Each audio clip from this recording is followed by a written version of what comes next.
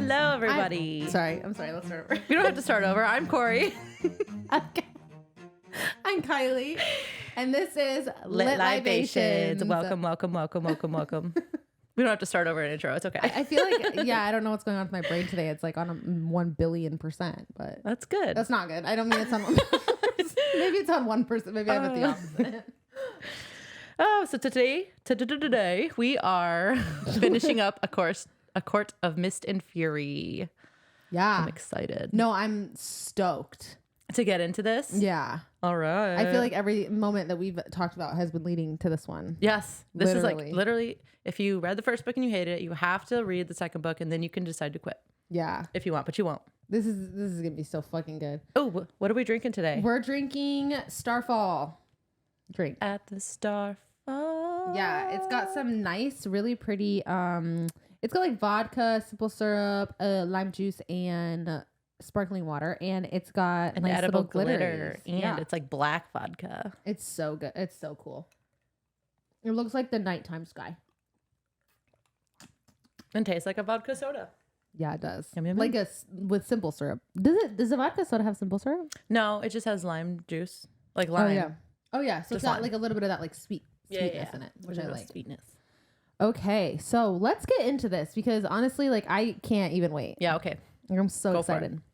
All right, so we left off on chapter 37. So they just got back from the summer court and they were stealing from Tarquin. Yeah, they got that book of breathings. Yes, I'm so excited. Okay, so we're actually gonna get somber here because the next day. Oh no. The next day already after they stole from Tarquin. Tarquin did not take that lightly. Oh yeah. So the summer court, they sent a box. In the box, 3 blood rubies. This is not good. But it doesn't feel bad because no one really gives a shit. Well, actually, Rhysand is pouting on the roof. Yeah, he is. He's pouting is a good word. He is straight. His arms are crossed. His wings are like draped over the tiles. Yeah, she's like, Farrah's like, is he sunning his wings? And he's like crying. No, he is drinking though. He is drinking heavily. Oh no. And yeah, and she like basically what that means is when they send a blood ruby, that means a grave insult has been committed or offense, and it's essentially like a price. There's a declaration of a price on your head. Like the only thing that will settle this is death. Yeah, like they're being hunted now by the summer court. Yeah, right? They're enemy number 1, enemies. 2, and 3. That's the one thing Rhys didn't want. Yeah, because he wanted to be friends with Tarquin. Isn't that something? Yeah. Oh well. Friendship gone. Yeah, and so he is super sad, and so Farrah's like trying to cheer him up. She's like, no, it's fine, like chill. Like we knew this was gonna happen, and so she's like, okay, I'm gonna start flirting with him. So she starts flirting with him. She's hate like, this. Maybe I'll just go get some like lacy little things from that store in Valaris, and he's like, not now, Farrah. I'm not in the mood. Oh yeah, he's like not in the mood. Yeah, and she's like, I didn't know that you were such a mean drunk. These Illyrians. And she's like, I'm just gonna go get some stuff for Tarquin. And so then he does start to play into it, and it does work. It like brings him out of his surprisingly, because like she's like, didn't she say something like, oh, you should have like had fucked Cressida while you were there, like then you could both be sad and lonely or something. She said that at that moment, didn't she? Yes, that was wild. Oh my god, I was like, Farrah. And then at some point she was like, basically like, do you think I'm pretty? And he's like, I literally tell you all the time I think you're pretty. Farrah, do you have ears? What in the world? Oh no. So anyway, so then they get to like the height of their flirting. Like Farrah's like ready to take him down to that little shop so she can try on some lingerie. And then fucking Azrael comes down. What the hell, Az? God damn it. Oh. And then as she's walking away, she has a vision of like being in that shop. She's like, I can see it. And like, I could basically almost get like to the point. She gets so fantasy enthralled. Yes. Sex dream. In her little smut fantasy while she's walking down the hall that she runs into a pillar and she realizes that recent. I thought that was so funny. I actually did too. I was like, oh God. She's mad about it like the rest of the day. Yeah. She's like pouting to Moore, and Moore's like, why do you look like that every time we bring up Rhysand? She's like, that's so he sent me a sex fantasy. I liked it. And I really liked it. I wanted it. And so then that night, sleeping and she hears like a rumbling and she wakes up and there's like darkness all over. Basically, Reese got a bad dream. Yeah, he's having a nightmare. He had a bad nightmare and it's like Feyre's nightmares and it causes him to use his powers and stuff like that. It kind of gets out of control. Normally he says he can contain it to his room, but not tonight. And so she has to go in there and she has to like feel around in the darkness, like feel his body. She's like, where is it? And I don't mean his face. And she's like trying. Pat, pat, She's pat, like, oops, pat, pat, pat. Okay. And she wakes him up. She like smacks the shit out of him like 4 times. Yeah. And then he grabs her by the throat. Yeah, he almost kills her. Yeah. And then he wakes up and she's like, it's just a dream. And then, he is like really defeated. He feels really bad. Yeah, but he has been having these and was able to like confine it to his room, but wasn't like their bond. Why Feyre she was like able to feel it because of their bond? No, or was just extra that bad night. It was nightmare? extra bad. But I think because he got the blood rubies and he feels bad. And he basically was saying that like his nightmares are like his friends being like strung up by Amber, like him not being able to protect his friends from the bad things. There's a theme throughout. Mm-hmm. And then she like clocks his like knee tattoo, which I think is so good. It's mountains and 3 stars on both of his knees, and she's like, well, because he was like brutal. naked and he was only looking like butt chest naked. up, and then she was just like went down. And then she's like, I gotta see. I'm just gonna look. This is. I know it's not the moment, but I have to see. And then in her head, she flashes to a painting, like how she would paint him. Yes. Which I was like, oh, directly correlates with like her feelings. Yeah. Her need to paint. Yeah, that's her personality is the painting, which I don't. It's fine. She loves painting. It's fine for me. Whatever. Okay, so Feyre. So they start sending like little notes to each other. This started happening a little bit when they were the first time they went to Feyre's family's estate, but he like even like the first time she was at the night court and he would like leave her lessons to learn and stuff. Yeah, but they never corresponded through the notes, like back and forth. Oh, yeah. It was just for him. Right. And then now like they kind of respond back to each other. He was like, thank you for last night. And a pen shows up and then she'll write something and it'll go like transport to him. And so she's like, what did the tattoos on your knees mean? Like, I couldn't help but look nosy. Down. She asks these questions all the time. You know what's crazy too? She's like, I'm not nosy. Like, I would never dabble in other people's business. And then, like, as soon as something comes up, she's like, so. Yeah, like, what's up with you and Cassian? No, like Cassian Moore. Like, what are you guys? Yes. You know what I mean? Oh my gosh. She is the nosiest. She really is. But his response is that that I will bow before no one and nothing but my crown. That's actually my quote. I love it. I love that. That was a good one though because of what he does later. Yeah. And so then later she's like, okay, first of all, she's like, her stomach tightens and her toes curl at that. She's like, oh, you know what I mean? And then later Feyre goes to visit Amren because they have one half the book. She's trying to like decipher the language in the book. Yeah, because it's like of Amren's time. Yeah, but ancient ass language. Yeah. And so she brings her some blood, and Amber's like, "Oh my god, you're the best." Oh my god, I love blood. Yeah, she's like, "I actually haven't eaten in probably a week." Like, why is no one taking care of Amren? Because Amren won't even take care of herself. She's like so focused on the book. Yeah. It's crazy. And she notices that that Amren did get her blood ruby, but Varian sent her like a necklace full of it's like rubies and diamonds. Yeah. One of the Gorge. It's a gorgeous necklace. It's gorgeous. Yeah. I think it's the same one that Feyre clocked when she was in the treasure trove. Yeah. In the summer court. Which I was like, she's like, so what's going on between you and Varian? Again. So what's up with that? Nosy as hell, fucking Feyre. And she's like, Amber's like, oh, I don't know. He can't decide whether he wants me or he hates me. And she's like, why can't it be both? So did Varian, he sent the necklace as like to soften the blow. Yeah, it's like I'm not gonna come kill you. Here's another. Like, don't even worry about it. That's like Tarquin. It's like not me. Yeah, like I didn't co-sign that. Yeah. Sorry. And so then later on, Feyre is like, so basically like I think almost like days or weeks, I can't remember, but some time goes by and Feyre's still training with Cassian, learning to wield an Illyrian blade, which is pretty advanced. And then she's also training with Reese to use her power, but bitch hasn't winnowed since Yeah, I don't know. She's so upset about it. And she's bummed. Okay. And then she gets kind of a rundown on the High Lords. And so this is good. So Baron is the High Lord of the Autumn Court. He's fucking awful. He's the worst. Yeah, fuck Baron. I'm so interested in the Autumn Court because I feel like there is something else going on. It's like, I feel like the Autumn Court is like what the Night Court is to the rest of Prythian. Like they have this front, this face, and we don't really know what's going on behind the scenes.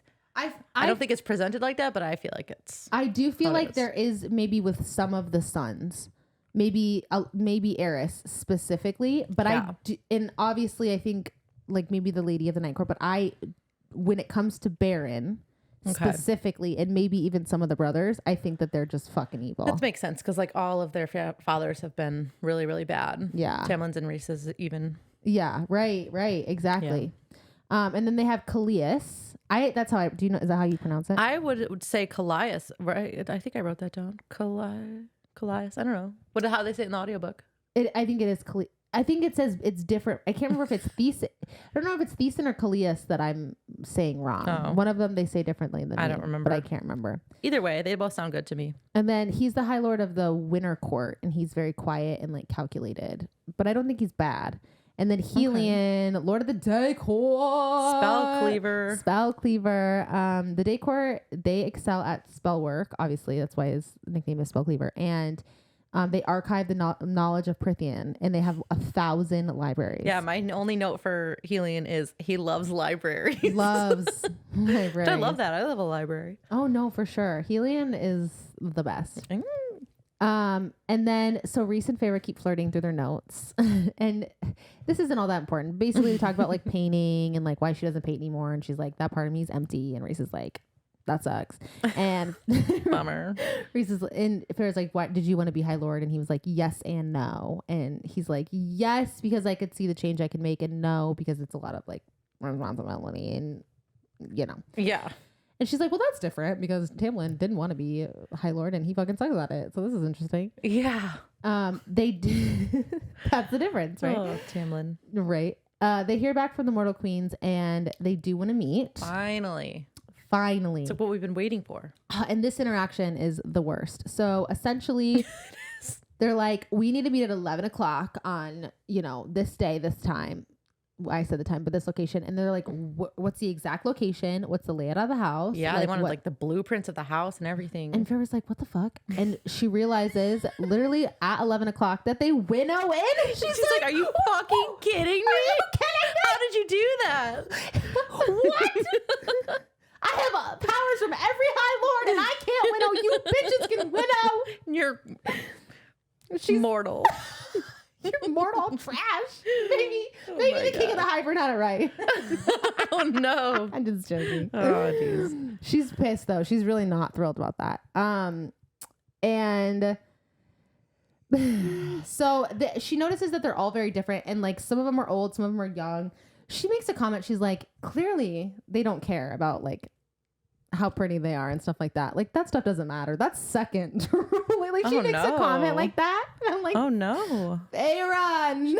She describes them as a fun, or not, she doesn't say fun, I put fun in, a mix of age, height, and coloring. And I compared that to when I used to work at a doggy daycare. It's like and temperament. Height and temperament. Yes. Yes, they're all different. I'm like, that's like dogs. She keeps going back to like behavior of dogs. Yeah, that's crazy. And then Rhys is like, where's the sixth queen? And they're like, she's sick. Where? Oh yeah, she's sick. Had cold. That's right. She's sick. That's what we decided, right? Okay. Yeah. Oh, and they see more, and they're like, the Morrigan? They know her. They're like, from the First War? I don't know. And yeah, they have accents, obviously. And Moore's like, how can you winnow? She's like, well, it's a sick. And Feyre's like, thank you, Moore, for asking. And they're like, it's a secret gift from the Fae, which I still doesn't. Yeah, we never get that explained. No. So they're like, war's coming. They're like, yeah, we know war's coming. And they're like, so we haven't seen any preparation for this land over here. And they're like, this is a tiny plot of land. Like we honestly couldn't be bothered. Yeah, we have a lot going on. Like we're sorry about it. And they're like, you're not going to do anything about this. And they're like, and they're like, well, why don't you have your little Fae people go ahead and defend your land if you're so worried about this tiny little plot of land? For us, it just doesn't make any sense. Yeah. And they're like, even Nesta is like appalled. Yeah, there's people here, children, women. Like, we're just gonna let them die. Yeah, basically. And they ask about the book, and they're like, the book will not leave this sacred place. We've had it for 500 years. Like, we don't plan on. Like, they came already like so close-minded. Yeah, they're ready to say no. Farrah's like, and Farrah is begging them, like, what can we do here? Yeah, her speech was really good too. Her speech was good. Yeah. I think everyone made good points. Yeah, everyone did. But the oldest queen's like, you're young, like, you don't get it. And Rhys is like, do not condescend to her. And everyone's like, oh. Chills. Mora interrupts them, and she's like, hear me and hear me good. Like, my gift is truth. She says it's not a coincidence that a human has been killed and then remade at the same time that all of these old enemies are resurfacing. Okay? Yeah, okay. So Mora's gift is truth. Like, what does that mean? It's never like that's explained. Never explained. And she's like talked about as like such a badass, and she lies. Yeah, she does all the time too. Like, she's like kind of a pathological liar. Yeah, kind of. It's like kind of a thing. Yeah, I that because they do explain her as such a badass, and is that her only power? No, that's crazy. They don't explain anything else. I need more. She needs a book because I don't get it. I need a book of more, literally. She's like, I fought side by side with Miriam while Jurian ambition drove him fucking crazy, and drove them apart. She's like, I marched with them to the Blacklands. I freed their slaves. I marched with Miriam and Draken and their legion. Like, I knew your ancestors, and they would fucking hate you. Yeah, like I see nothing of them in you. Yeah, they'd be rolling in their fucking graves. And probably not a good thing to say if you're trying to get them on your side, but. Maybe. But it's definitely like a pang of truth. Yeah, it's like a light bulb moment, hopefully, for the queens, but it's not. It's not. Yeah.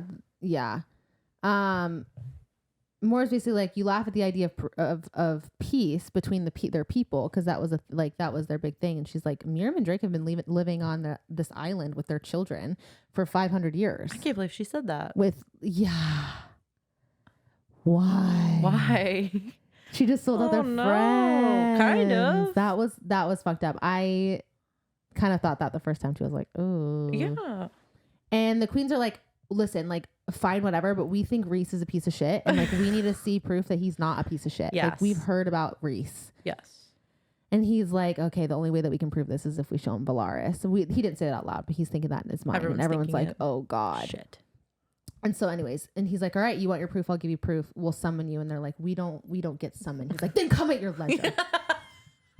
Whatever you want, then I don't care. God damn it. Jesus.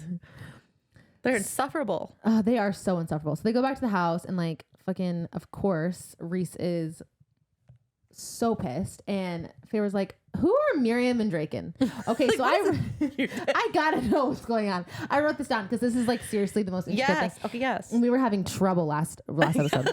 That was what I was laughing about. I was having a really hard time. That was funny. So 500 years ago, there was a Fae kingdom in the southern part of the continent, the Blackland. There was no crueler place to be born a human, and all humans were born into slavery and forced to build temples and palaces for the High Fae.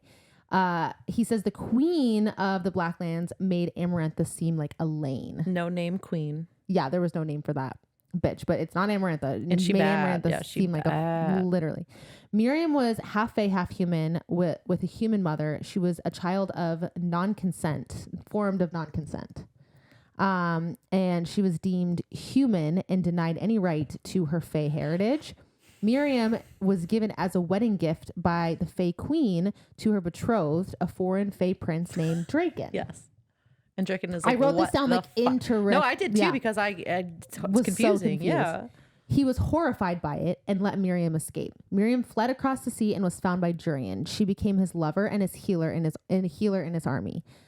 In one battle, she attended to his allies, which included Prince Draken. And he had been looking for her. He had been looking for her for 3 years. He'd broken off the engagement to the queen and had been looking for Miriam for 3 years. Miriam and Draken fell in love, and she ended things with Jurian. So Yes. And Jurian and Draken were like friends. I'm sorry, this story is kind of fucked up. Like I kind of want a separate book about this as well. Yeah. And they like all sided with Draken and Miriam, and I'm sorry, like that's fucked up. Like you can't help it. I guess they were mated. It is what it is. But like to be pissed at Jurian, I don't know. Jurian is just such a confusing character for me still. He's a really confusing character. When Jurian was slaughtered by Amarantha was like, oh yeah, Miriam's fucking dead. Sorry. Of course, yeah, he must be dead, or she must be dead. Yeah. And that she betrayed him for a fae and fell in love with Prince Draken. Everyone believed that they died, freeing their people from the Black Land at the end of the war, but they escaped with their people. And Rhys says they have fought and suffered enough, and he won't bring them into the conflict because Feyre was like, can we bring them into the conflict? Yeah, and it doesn't really speak to Rhys's character at all, and it would be a huge betrayal. Yeah, of course, right. And he's like, they seem to be worried about my stuff. Yeah, they already don't care about them. Yeah, they hate me. That's the problem. And so Rhys is like, all right, we're gonna show the Queen's Valaris, and everyone's like, ugh. And so he's like, all right, send word to your father, Mor. We're going to the Court of Nightmares. We're going to the Hewn City. And everyone's like, what the fuck? Everyone's like, and Mor's face drains of blood every time she hears of the Court of Nightmares, even though she oversees the Court of Nightmares. Every time they go to the Court of Nightmares, she freaks the fuck out, which I will never. So he puts her as head of the Court of Nightmares. Yeah, and even like the reason there's like a line that kind of like makes you forgive him for doing that, but kind of doesn't at the same time. And we'll get to that. Right. But there's an orb there that belongs to Mor's family. It's the Veritas. And essentially what it'll do is it'll show like images of Valaris through like, it can only be activated, I'm assuming, by Mor's blood. Yeah, it's like a family heirloom or something. And it's like a truth thing. I don't know. A truth orb. And it can show, it like shows images. Yeah. It's kind of, I don't know, like a cell phone with pictures. Ooh. I don't know. So Rhys, Mor, Cassian, and Feyre are going to go, and they're going to create a distraction while Azriel steals the Veritas from Mor's father's chambers. Are we here already? We're at the Hewn City? We're almost doing at the Hewn City. So basically, Rhys is like, I don't know if I want you to go. Oh, yeah. And he's like, I don't know if I want you to see who I become at the Court of Nightmares. And she's like, it's fine. Like, I'll be fine. He's like, you just started seeing me as not a monster. We're going to go under a mountain that's literally like there's made so under the mountain seem like child's play. Yeah. I read this part last night and it was like making me cry. He was so worried. Rhys. I know. He's like, you like me, I think, and you're not going to after this. No. He was like, I'm fine, babe. Like, I've got this. And then, okay, so this is where we learn about Mor's family and what happened to Mor. Oh, yes. So basically what happened was Rhys was in the Hewn City the day that Mor's father announced that she would be sold into marriage to Eris, who is the eldest son of the Autumn Court. He sucks. Eris had a reputation for being like fucking awful. And so Mor was like, please, like, no, like, I can't do this. Yeah, she was begging Rhys. And so, not to let it happen. Yeah, like, please. And so Rhys had taken Mor to the Illyrian camp for, it's never really like just to visit. Like, I'm not sure. Yeah, just to like, get her away from the city, or I don't know. Yeah. And she took one look at Cassian and she decided she was going to do the one thing to ruin her virtue to Eris. And she fucked Cassian. Good and long, probably. And it wasn't mentioned. It didn't. We don't know. But that's my assumption based off of things. And then Eris was like, that's not my problem anymore. I don't want her. She's been sullied by a bastard. He's like, I hate that. And so her family punished her, which from what I read, they beat the shit out of her, probably worse, and then dumped her on the Autumn Court border and then nailed a note to her and was like, dear Eris, she's your problem now. Love, Mor's family. Oh my gosh. Justice for Mor. Justice for Mor. That's what, and she was there for days until Azriel found her. Yes. Yeah. Sad. That's horrible. And we get more of Mor's story later, right? We do get like a little bit more detail. But that's more. The outline. Oh my gosh, it's horrible. It's really bad. Okay, so on their way there, like, Feyre does have a role to play, but they don't really describe it yet. And they're like flying there, and like Rhys is distracted, and so she's like, this is like my favorite part. And it was cute. the wingspan moment. Yes. So she's like trying to take his mind off it. She's like, so Amber and Moore told me that the Illyrian wingspans are directly correlated, like the size of Illyrian wingspans are directly correlated to how big their fae penises Other part. are. They don't say that. No. They don't say that either. Their favorite parts are. That's probably what it is. Their favorite parts. I think she said other parts, but favorite parts is probably, they do use that a lot. They do. And that Asriel's wingspan is the biggest. Oh, yeah. Which has got to be true. I don't nothing doubt else it. that's canon to me. And yeah, he's loving that. He's like, oh, well, we'll get out the measuring sticks. Oh, that was so funny. Like, well, when we get home, we'll fucking measure it. I was like, I don't know if they're measuring the wings or the penises, but I pictured one over the other for sure. Oh my God. Okay. So while they were flying, Ash arrows start like shooting at them and they're like, oh shit. And they're like, dodge, dodge, dodge, shield, dodge, dodge, dodge, dodge. And they land and Reese is like, we gotta find him. And so he's like, he's like goes into like and commander like, mode. Yeah. And Farrah's like, I can help. And he's like, no. Oh no. She's like, and he's like, okay. So they all go. Farrah goes. He's like, I can't be. She's a really good tracker. She is. They're like, okay, yeah, you are a good hunter. Let's take you. Yeah. So she goes, whatever. And then they don't find anything, obviously. So then it's time for them to go under the mountain, which is not under the mountain. I'm sorry. Queen City. City. Oh, sorry. Cut that. This is my favorite part. Oh my God.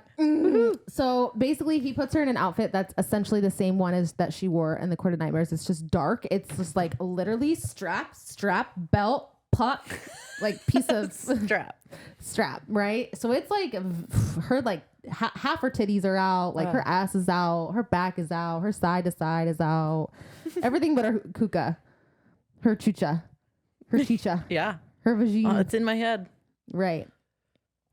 So they go up there and her role is just to basically like be his whore. Can we talk about Moore for 1 second? Yeah, go ahead. Moore. So we know kind of a little bit about her past. Our like family like betrayed her, to say the least.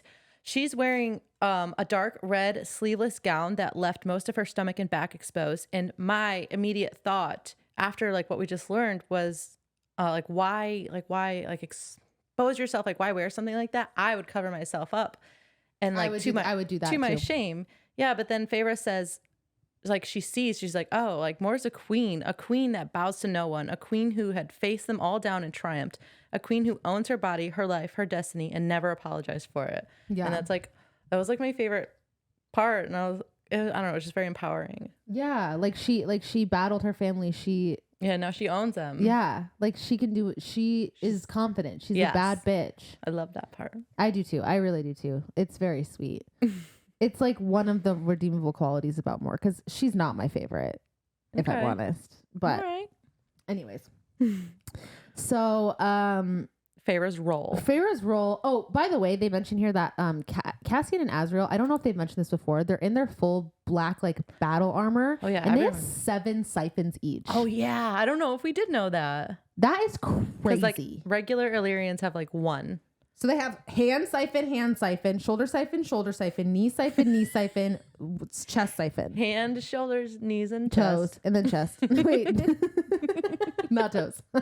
Toes. I got lost in the song. So basically, her job is to act like Reese's whore. Like she sits in his lap and like gets like touched on her leg and her arm and her stomach, Basically, and like what Reese was to Amarantha. Yeah. He kisses her like neck and her like breathes in her ear and like whatever. And like it's yeah. Okay. So I'll say that later. So that's to distract Kier. Because Kier's like, oh, the rumors are true. I thought. And he is just watching them the whole time. Yeah, he's literally like, because they get really into it. Like, yeah, she's like, literally like finger me in the middle of this fucking thing. She wanted it. Feyre's like, Reese is sitting there like, oh my God, like I hope I don't go too much. Like I'm like in his head, he's like, oh God, like I really hope she can do this. Like I'm so nervous, whatever. And Feyre's like, yes, yes. She's literally now. Like she. The Oscars are calling, babe. The Oscars. Okay. And Kira's like, yeah, I thought Tamlin's, like, it's true. Tamlin's pet has a new master. And I'm like, that's rude. And Azriel did get the orb. He comes back and, like, to fucking Feyre's dismay, like, she's so sad. She's like, no, she does so soon. She does get a little nervous though, because she is like, she's wet. Yeah. And he feels it. And he feels it. And he's like, this actually made me really sad. He was like, it's just your body's response. Like, don't be upset about it. And like, I saw someone in the comments of somewhere saying that's probably what he said with Amarantha, like, to himself. And that, like, broke me. Oh no. Like, it's just your body's like natural response. I was like, oh God, that's a lot. That makes me really sad. But that's also not true. She wanted it. So yeah, she was like, I wanted it too. Full ready. It was probably one of the hottest scenes up until that point. Though I think that is my favorite one, like, out of the whole series. There was so much tension. Oh, it's so good. And so to Feyre mind to mind, he's like, okay, go to Cassian. At one point too, Feyre, like, mind to mind goes to him and she's like, I see through this mask. Like, you don't have to be nervous. Like, I see you through this. It's okay. Yeah. Which I thought was really sweet. So she goes to Cassian. On her way to Cassian, fucking Kier goes, you'll get, under his breath, like, very quiet. Only I think Rhys and Feyre heard, but he goes, you'll get what's coming to you, whore. Like, why would you say that? Oh, no. This pisses Rhys off so fucking bad. He makes Kier go to his knees and he's like, apologize. And Kier's like holding out because he is a dick. Yeah. Kier, by the way, is Moore's father. I don't know if we I don't think we did. Yeah. And he, what is his role? He's the steward of so he's essentially like underneath Rhys and Moore. He's the highest ranking person in the Court of Nightmares. Got it.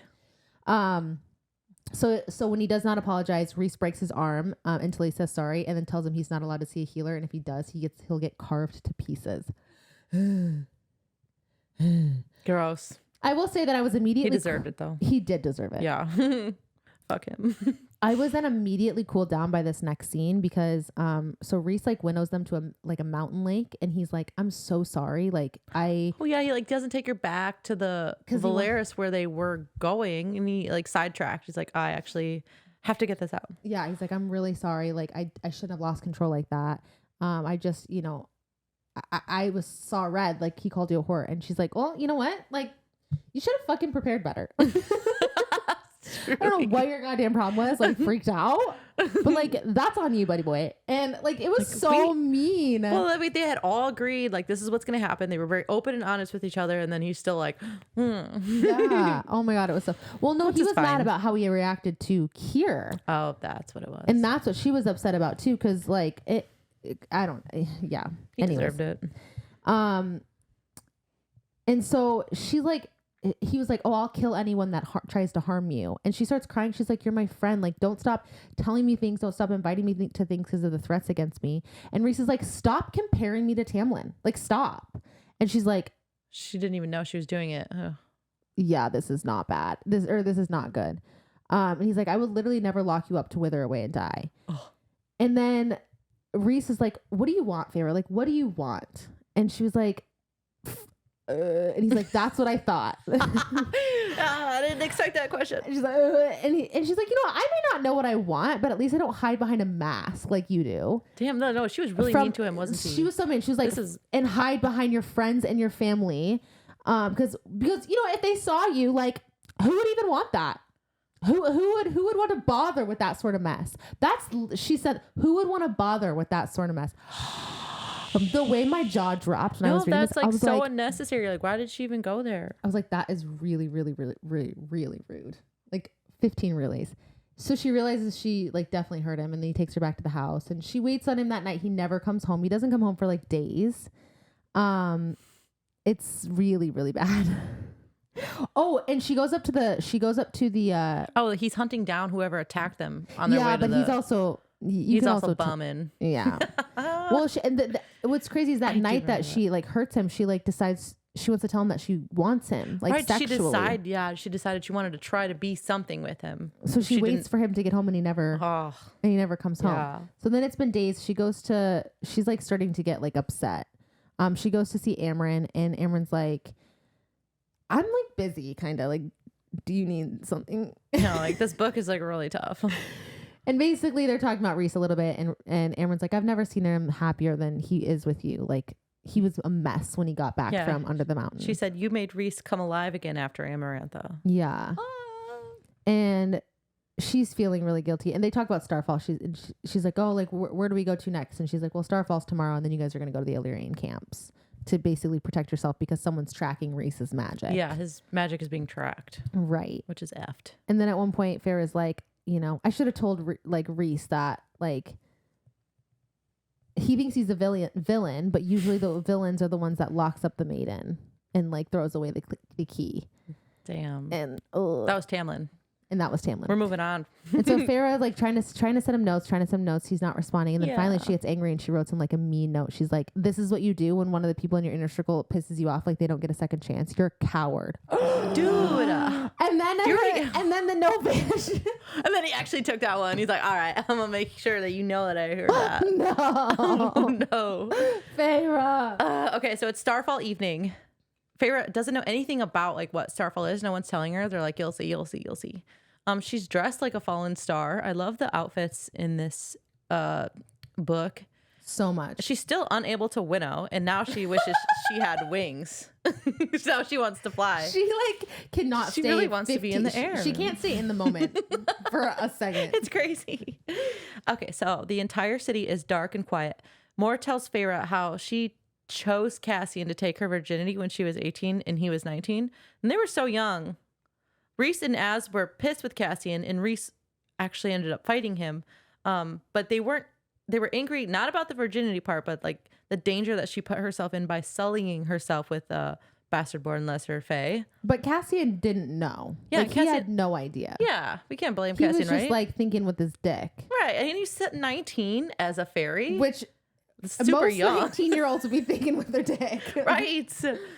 Okay, so Rhys finally shows up just in time for the show.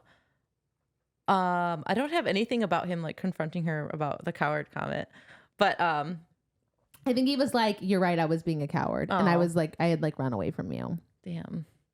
Okay, so giant shooting stars are careening across the sky, close enough to touch, and people are cheering and drinking and dancing. And Rhys tells Farrah that they're actually spirits on a yearly migration to ? We don't know where they're going. We don't know where they came from. We don't know why they do it. But it's like beautiful, and it's very important to their court and to their people. And Amarantha made Rhys service her every year on Starfall because she knew how much it meant to him. That makes me so sad. Oh my God. And then Farrah gets hit right in the face by one of them, and they're like laughing. And then Rhys gets hit in the side of the head. And so they just get hit. And Farrah paints a star on his palm and smiles at Rhys for the first time. Yeah, she's like, I've literally never smiled at him. She's like, shit. He's literally helped me for like over a year. Like, I've crazy. Never even smiled at him. And she paints for the first time. That's, you know what's crazy is I don't think I've gone more than 20 minutes without smiling. I can't imagine going that long without smiling. Yeah, that's even if crazy. you're like really bummed out, like something will be funny. It's like, what? Something is funny. That is literally crazy. That's crazy. I think they have like a cute conversation, but Rhys says, who would have known the High Lord of the Night Court would be afraid of an illiterate human? That's one of my quotes. But they make up and have a very sweet and honest moment, and then they all dance together all night, and it's Starfall, baby. It's so sweet. It's like I would love to have a Starfall. I don't know why we don't have that in our world. I know. We need better holidays. Yeah. So later they winnow into an Illyrian camp to await the queen's response because they'll be closer and get there faster. It was my impression. Which I don't think they've ever had a problem with getting anywhere fast, but okay. I thought it was because, from my understanding, it's because since they can track his magic, if he uses any, they don't want to be in Valaris when it happens. Yeah. Okay, that makes sense. They'd rather like fuck up an Illyrian camp. They can take care of themselves. Yeah. Okay, so we meet Lord Devlin, who is the camp leader. It's implied here that Rhys is having the warriors train the female Illyrians, and he does say that Cassian has been trying to build a female aerial fighting unit for 100 years. And I love these round numbers that they use. Everything's like 50 years, 100 years, 500 years. Yeah, it's never like 52 or like 87. Which is nice. Yeah. But Devlin is resisting this new 100-year-long movement. And he's like just not having the women train like they want them to. And then Reese tells everyone in hearing distance, Feyre is mine. And Feyre's like, oh shit. I'm what again? And if anyone touches her, she'll kill them herself. We get the first mention of the blood right here, which they go over it very briefly. Yeah. It takes place in the mountains. The warriors are unarmed. They can't use magic. They can't use their siphons. They can't use their wings, and they don't have any supplies. And they're just basically fighting to survive. And that's what we get out of that.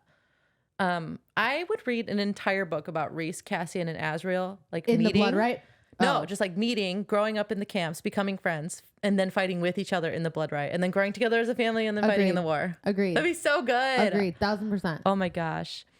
So anyway, until and like his mom. Oh, I want to know what his mom is like. Oh yeah, even like all of so their bad.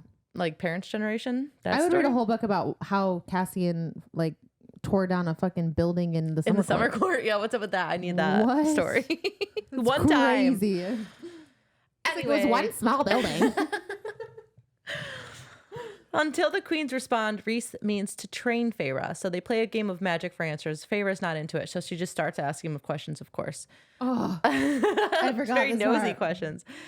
So we learn Rhys befriended Tamlin in their youth because Rhys understood what Tamlin was going through and that they were both heirs to the High Lord title. And they trained together when they could, and neither of their families were very happy about this. And Tamlin's father had a bad case of fragile masculinity, and he wanted to prove that he was stronger than Tamlin and Rhys when everyone knew he wasn't. Tamlin betrayed Rhys's location to his father, and so he took Tamlin and his brothers, sought out Rhys's mother and sister, and slaughtered them. Put their heads in boxes and then sent them down the river. Oh, I didn't. Yeah. Like, not. I remember that. I was like, oh my gosh. That's crazy. And Rhys was actually meant to be victim number 3, but he was unexpectedly kept away. And Tamlin went along with it because he was too scared to stand against them. What a pussy. It's just, that's tough. It's tough to love Tamlin after something like that. That is, in my opinion, the worst thing he has done. Yeah, period. It's awful. Tamlin's father kept their wings pinned in the study. And Rhys is like, I'm surprised you never saw it. Yeah. Were you like at the fucking sprinkler? Feyre, you're like, Tamlin you ever wonder what those wings were? Tamlin brought Feyre over and he's like ran in the study. He's gonna take him down. He's like, I gotta get rid of these. Shit. Oh no. But anyways, in revenge, the same night, Rhys and his dad winnowed to the edge of the spring court, walked to the manor while Rhys killed the brothers on sight pretty brutally. And Rhys's father had already killed Tamlin's parents. And he said he wouldn't kill the mother, but he lied. Rhys tried to stop his father from killing Tamlin as well, but when Tamlin like understood what was happening, he killed Rhys's father in one blow. And then like they're looking at each other and they're both suddenly crowned High Lord, and then Rhys just hoofs it. He gets out of there. I'll be honest with you though. I get that Rhys's father said he wouldn't kill Tamlin's mother. But also I probably would have killed Tamlin's mother too. I would have killed their whole family. I would have killed them all. If I was Rhys's clean father. slate. I would have killed the whole. Because it's like, because it's, here's the thing. That lot did not just kill Rhys's mother. He killed Rhys's mother and his younger sister. Yeah. It like doesn't make any sense. Like for me, the rage would have blacked out. I would have killed, I don't care who was in there. The whole manor, everybody. It would have been bad. Oh yeah. So I don't even blame, I don't see Rhys's father in that moment as a monster. Like not even a little bit. Okay. I don't know. Maybe that's no. bad. I mean, it's a lot. It's a lot. I mean, I can't even imagine. You kill my he killed her daughter. They killed his daughter. I don't know how. And his mate. How like Rhys didn't really. He doesn't really explain like how he was feeling in these moments. He's just like laid it out as fact. He said that after when he saw that he was upset, and then he saw him go for Tamlin's room, and he's like, "There'd been enough killing." Yeah, it's like enough killing. Like, oh, I'm over this. Let's just. I mean, you got to break the cycle at some point. And it didn't help anything, which I get. But I'm just like, if someone tried to kill Feyre, he had a lot of control in those moments. Too much control. Yeah. Feyre really comes into her powers while she's reacting to this story. So she is like doing the magic. She's getting there. The next day, Rhys and Feyre go to a more remote part of the mountains / woods because Feyre did set a fire the day before. Like a bad one. Yeah. Like almost burned on the wood. Yeah. They're like, oh, let's just go a little further out so we don't hurt anybody. But she's walking away from Rhys to give herself some more room. And also she's horny for him. Yeah, the whole time. Yeah, and they have to stay like in a one room. Anyways, Yeah. she's walking ready to give herself more room in case she does start a fire. And she is approached by 4 spring court sentries, including Bronn, Hart, and Lucien. Oh, Lucien! And Lucien says they've been hunting for her for 2 months, and he's like relieved that they found her. And he seems like under the impression that Feyre maybe has been gone all that time against her will. And she's like, all right, Feyre, like, thank God, let's go. Like, Tamlin's we gotta get out of here. distraught. You don't understand. It's bad. I was thinking, like, If I maybe don't bring you back, I might die. yeah, he's like, I actually need you to come back because like I'm afraid of Tamlin. I'm seriously so scared. The Please spring come court back. is a mess. He's like crying. He's like, please. He's like, for the love of God, Please. don't make me go back to him. Tell him that we found you and Or couldn't just get you keep to me come. here, okay? As Lucien makes to grab her, Feyre winnows. Yay! No! Oh my gosh. She winnows behind them. And by the time everyone turns around, Rhys is there by her side. And he uses magic to do that. Lucien is getting frustrated, though, at Feyre's refusal to go with him. And he's like, you made your point, Feyre. Now come home. And she says, I'm not a child playing games. Which is how she's been treated by Tamlin and everybody at the court like this whole time. Yeah. Like she's a child. Feyre goes hard at Lucien, telling him how, like, you failed me. You let me waste away under Tamlin's care because you were afraid to defy him. Like, you're supposed to be my friend and you let all that happen. Yeah. And she even shapeshifts Illyrian wings onto herself. That's so badass. Oh my gosh. And tells Lucien that if anyone tries to take her again, she will hunt each and every one of them down. And Lucien is hurt by this drastic 2-month transformation that he's seeing. But he leaves, but not after threatening Rhys and his entire cursed court. And I love that Feyre like took charge during this moment and like didn't rely on Rhys to like defend her or like whatever. I agree, but And I still will never ever blame Lucien for what happened. Yeah. Oh no. At the spring court. Lucien was always in a tough spot. He was always in a tough spot. And they both comment on how they thought Lucien would have stepped in to help Feyre during the bad times, and they both seem like genuinely sad and disappointed that he like Did she have that he fucking didn't amnesia? do more. He did. He did step in. He spoke up and he said, but he could have. They think he could have done more. Tamlin literally threatened his powers towards him. Remember, he literally like used his power to a point where it was like terrifying Lucien. Yeah, like when he'd bring stuff up. He was stuck. Genuinely feel like he feared for his life. No, I believe that 100%. I think he did as much as he could in that position. For her to know that and not be able to put that like articulate that. Yeah. Maybe he should have gotten her out, but goddamn, Tamlin would have killed Lucien. Like he would have straight up killed him if he tried to take her anywhere.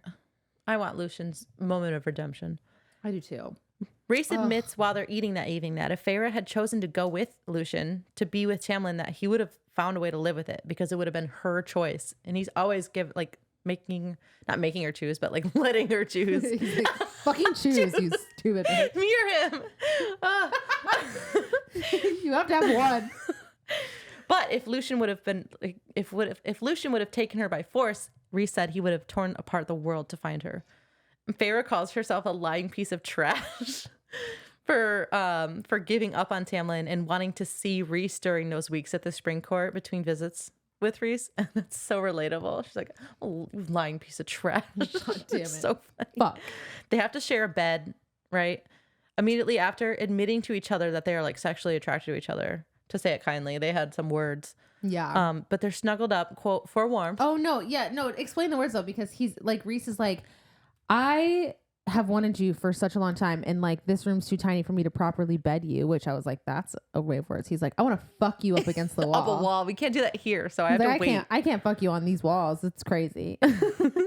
This bed's too small. I have wings. Like he like blatantly says it, and that's like the most forward he's been with her, which was the best thing I ever heard. Was very interesting. But they're snug. It's really cold. Okay, so they snuggled up for warmth. Okay? They don't have it. There's no heat in here. To me, like they're really cold.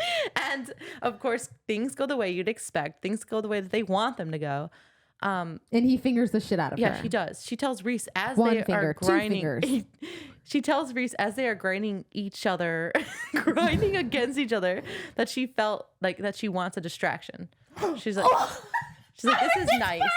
She's like, this is really nice. So this would be like a really nice distraction, just like the sex. He's like, what do you want, Feyre? And no, because she's even like, I think she's even stops herself. She's like, I think she does want. more, but she's like, I can't. This makes me too much of a traitorous whore. Because she's still thinking about Tamlin. So she's like a distraction, and he in his head is like, this is just canon to me. He's like, he's hurt. He thought she wanted more, and she's like, okay, I'll take what I can get. Reese is, oh no. But that's literally what happens. He's like, okay, I'll oblige. But he's obviously hurt, and she's like shocked. She's like, does he really believe that? Does he actually believe that's all that I want from him, even though that I just told him that's all that I want from him? Like, does he really think that? She's crazy. Her head is crazy. But like, okay, so yeah, he fingers her to orgasm. And they finally kiss. Like while she's like coming. Yeah. She like turns around and kisses him. And that's their first kiss since the kiss under the mountain. Oh my God. Doesn't she try to touch his wings at some point? And he's like, that's sensitive. Yeah. He's like, he didn't want it to happen because he wanted more room. Yeah. It's like, when there's more room. Yeah. And like when they touch, the wings are sensitive. So it's like you can make an Illyrian like come to completion. Yeah, like if you touch their wings in a specific spot. But he also said that he's never had his wings out during sex with anyone else. Anybody. And he fingered her and he had his wings out. Anyway, okay. As they train the next day, it's clear something is on Reese's mind. Like he wants to tell her something, but he like doesn't. And he goes to like confess whatever it is as they're flying back to wherever the hell they're going. Before he can say anything, he's struck with like a dozen poison ash arrows all over his wings and body. And this happened so fast. Like all of a sudden, like he's just like an onslaught of arrows. Yeah. And but they had been traced by the small amount of magic that he used the other day, and had been found. He flings. This part is like really good. I'm just gonna go through it. It's so good. He flings Feyre away from him, like far, so she doesn't get hit by the arrows, and she like falling into the trees. And she stops herself with like her wind, and she like slams into a wall and like almost breaks her arm, but she does stop. And she can't talk to him through the bond. She can't even feel the bond. The sun is sinking, and immediately after it goes down, the forest comes to life, but like screaming, dying kind of life. And she's like immediately pursued by like who knows what, giant snakes or wolves or whatever. We don't know. Yeah, they because never she, explain the monsters in the mountains. Yeah, and she doesn't even like look. She doesn't care. No, she like, turns her eyes into like night goggles essentially, and she still doesn't look. Night goggles. Yes, though she really does. But she doesn't even look at the danger. She just like changes her eyes so she can see, and she's able to winnow again, not out of fear this time, but determination to find Reese because she's like freaking out. Her magical survival instincts are at 100. She's like a feral animal. She's winnowing through the woods, collecting arrows that she's finds stuck in the trees, feeling for the bond, and then she smells him.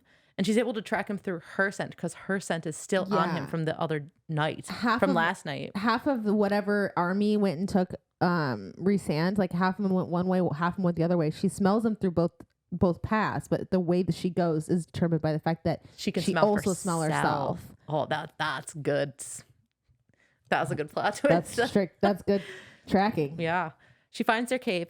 She becomes darkness and shadow and like slips in without notice. No one notices. That's what I just said. She finds Reese strung up with like blue chains around his wrists. She can't feel the bond. He's got 7 ash arrows still in his wings, but she knows he's alive because he's bleeding. And so she like goes off and quite easily winnows and slits everyone in the cave's throats. She gets the chains off Reese and winnows them away to another cave. And she describes the winnowing like going through mud, like heavy and slow, because like his magic is like bogging them down. Yeah, because he's got so much magic. Yeah, and it's like being nullified. Fucked up by the ash totally. arrows. And she talks about Nesta and Elaine and her painting to distract Reese as she removes the 7 arrows. And she said she painted the night sky for herself and wondered if maybe even then she knew like what waited for her if she was looking for this place and you all, meaning Reese and his inner circle. Mm-hmm. He's getting better with each arrow being removed, and he's able to explain that it was Hybern soldiers that ambushed him and the chains nullified his power. And after all the arrows are out, he says, "I was looking for you too." And then he passes out.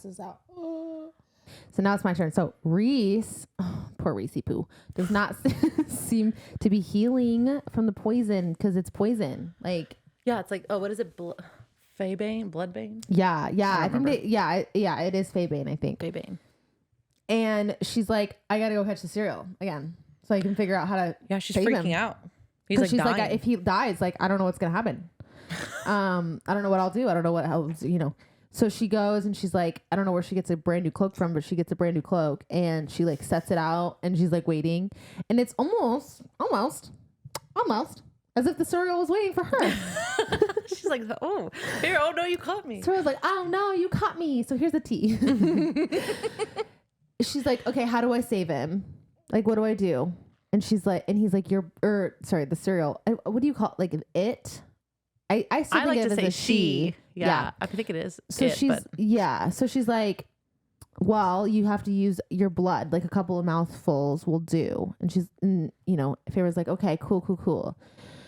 And I don't remember what she asked after. I don't think she asked anything else. She's like, oh, okay, thank you so much. And the Suriel was like, just kept going. The Suriel's like, okay, well, also, by the way, like, I'm not done giving you. Yeah, if you want, the Suriel's like, wait, but also, by the way, like, if you really want your mate to heal faster, there is a little plant just down by the river. And Pharaoh's like, excuse me. Come on.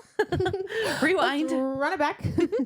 And the Suriel's like, oh, you didn't know. Oh, you did. Oh, so you didn't know. Who was your man? Oh, I said to stay with the High Lord. You didn't know. Oh, I forgot about that. Yeah, stick with the High Lord. Stick with the High Lord. You thought I meant see this all righted. Yeah, you thought I meant to Hamlin? Oh, I didn't mean to Hamlin. Oh, silly girl. And she's like, how long has he known? Just kidding. Let him answer that. Okay. Thank you so much for your help. Bye. So she goes. Truly. It's literally. So she goes and gets the plant, and then she goes back to Reese and you're Reese, like pretend like you're dying. You're not even in the frame. Oh no. You gotta die the other way. She stalks in. She's like, eat this. And then she's like opens up her thing and she's like, drink this. Opens up her thing? You mean her wrist? Yeah. Drink it. And then she's like, okay, you only get to answer the questions, not ask them. How long have I been your mate? How long have you known? And Reese is like, shh. What did it like? Did you? I don't remember. Reese is like, did you catch the Suriel? Oh yeah, you caught the Suriel. Ugh. Well, you don't get to ask questions. I just said that. And she's pissed. She's like, you seriously have been my mate. When did you know? He's like, I've known for a while. Yeah, like even before, like under the mountain. Yeah, like did he say that then though? No, I don't think so. Spoiler. Yeah. He's like, yeah, it's like 4 chapters from now. And she's pissed. She's like, you sat there and you thought you knew what was best for me and decided not to tell me. He's like, well, literally, like you were engaged to another man. You were in love with another man. And then you came to my place and you were like depressed as shit. Like, what was I supposed to tell like you, a good time. Yeah. You would not have been happy about that. And then the other night you said you weren't a distraction. And I'm like, this is a mating bond. This is not a distraction. Right? Like, he's like, seriously. And so she's like, okay, this is fucking bullshit. Winnow us back to the Illyrian camp. So he winnows him back and he doesn't even make it all the way to the house. He like, they winnow in like the mud. Yeah. And he's like, she leaves him. And she's like, okay, dips and then goes to more. And she's like, winnow me somewhere else. Reese is literally in the mud, like still bleeding kind of dying. Still dying. He's like, Farah, please come back. Cassian like scans Farah and he's like, okay, you're good. And is like trying, like, it's okay. Like, so Moore takes her to a little bitty cabin in the mountains that they like to go to, that the boys like to go to, and she sits there. It reminds me of my lake house. This has got like fishing equipment and shit. You just go there on the weekends for a good time. Yeah. And she sits there for a while, and so here's the thing. Moore knew the whole time, and Amryn knew. Everyone knew, right? Cassian and Azriel didn't outright have like the confirmation from Reese, but they did suspect. Yeah, yes. Got it.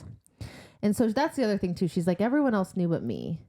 And it's like, girlie, the signs were there. Like the signs were all over the place. Like Reese made a good point. Like, when did you want me to tell you? Because like it's really never been a good time. No, and she was still healing. 1,000%. But also, like, did he really have to tell? Like, seriously, I guess that so fast. I knew that that they were mates. Like when under the mountain. Yeah, when he had that reaction. Literally. Yeah. Like, You did know. It was fairly obvious. Feyre, girl, has a lot of alcohol in that. Oh, no. Anyways. Sorry. It was a lot. And so Moore was like trying to be like, listen, like he normally has reasons. And she's like, do you want to hear my opinion? And Feyre's like, no. She's like, okay, well, I'll be back in 3 days to check on you. I'm just going to let you simmer. And I feel like mostly she's just like just attacked from her past. Like that's what Tamlin did. That's what they all did at the Spring Court. Now you did it to me. Yeah. And I get it. That was her immediate reaction. And then she needed to get away. And then she pretty quickly got over it. She did. Herself. I mean, she was there for like a week. Anyway, so part 3, the House in the Mist. Fast. So she's there and she is kind of reflecting for like 3 days. She's reflecting. She's like, maybe I shouldn't have freaked out. I literally told him the day before that I was like, she said to him, she's like, I would literally never leave you. Like you are the only thing I would never run you're from. You're my friend. I'll never leave you. Yeah. And then she left him in the mud. And then she left him like a day later. It's like 24 hours later. So that's crazy. But she's like, yeah, I like that's fucked. I shouldn't have done that. And she starts to see like a future with him, and then she finds paints. And so this is crazy. So she paints their childhood cabin, like all of it. I don't think that's that crazy. I feel like they could just go in there and snap their fingers and it would be gone if they wanted to. Sure, but I still think like it just yeah, I guess yeah. She uses the table as like her little paint work. Yeah. I'm sorry. That is just plates. So rude. I can't like, I don't care if just like scorch it out on the table. Literally. She's like mixing on their fucking table. She paints oh God. And it hasn't even been confirmed yet that she's even a good painter. Like no one's even said she's good. But wait, she did. Oh no, it's in a second. Like later on. Yeah. So Moore returns and comes back and she's like, she sees the paintings and she realizes that Feyre had painted bits of every single person. So Moore, Cassian, Azriel, Rhys, and Amren all over the cabinet. Yeah, it reminds me of cabinets and cabins. It reminds me of Luna Lovegood from Harry Potter. She did that too. Yeah. She painted and then like said friends. She painted all their friends. So that wasn't in the movie. I only spoiler alert. Luna paints all of them in her house, like a butt on their ceiling and shit. So she watches them when she sleeps. Yeah, that's sweet. It is sweet. It's just not your cabin girly. Like I don't know what the fuck you're doing. Well, they didn't give her any easels. Mm-hmm. Yeah, that's fair. So Feyre asked her about the Court of Nightmares. And that Rhys makes her visit there, like despite what happened to her. Right. And she said that Rhys like gave her permission to kill everyone in the Court of Nightmares, like whenever she feels like whenever it. you feel like it, like go ahead, I won't be bad. Right. So I guess it's like a little fine, redeemable. But yeah, here's my thing. I don't like if Moore wasn't into it, she would have said something. I just don't understand why she has that like visceral reaction every single time they all have to go. And I don't understand why they don't just kill them. Yeah. And put new people in charge. Agreed. Agreed. And then Feyre asks more about Azriel. And says, like, nosy. She's so nosy. Like, even when she's having all her relationship problems, she's like, actually, let me ask you about yours. Yeah, makes me feel better really about myself. And Moore's like, it's not even more so me, it's more him. Like, he doesn't, like, I could get straight up naked in front of him and he wouldn't feel like he was worthy of fucking me. I don't like that. Just even fucking me. Which is like... Yeah, like no feelings involved. Yeah, but also he couldn't fuck her with no feelings involved. Like, yeah, that's I guess maybe what she was getting at. Yeah. Which is fucked up to say more, actually. The fuck? Yeah. She's... It's okay. But she does give him like crumbs. That's what I don't like. It's weird. They have a weird thing. Yeah. And so as she's there for longer times, like Moore stayed for the night. She like painted little stick figures, but as so that's what I was meant. She painted stick figures. So Feyre did describe them as stick figures. She wouldn't describe her shit as stick figures. Yeah, but like who would say that about their own work? True. Though? Yeah. Okay, but it's a funny theory. It's a fun theory. That she's terrible at painting. It is really funny. So she realizes like over the next couple of days after Moore left that she does see a future with Rhysand. And she's like, she likes it. She kind of makes up her mind. Yeah. She's like, I know what I'm going to do, but she still stays there for some reason. I don't. Her days. And then Reese shows up to the Yeah, cafe. she even's like, I'm really bored. And she's like, I don't want to be here anymore. But then she like doesn't leave with fucking more. She's like, I'm gonna stick around though, I think. And so then Reese shows up to the cabin and he flew there and it was like a long flight. Yeah, and he had been like looking at other places that she might have been. Yeah, so he's been like flying around. And she's like, oh, you're okay. And he's like, actually, I've been fine for like a couple days. Like I've been looking for you for a while. A long thing. And she's like, oh, you must be hungry. Let me heat up some soup, which I think is crazy because like that's his cabin. He can heat up his own soup. Yeah, and the food has just been appearing for her. Yeah. She's like playing house to like his cabin. Like, oh, come on in. It's crazy. I'll feed you.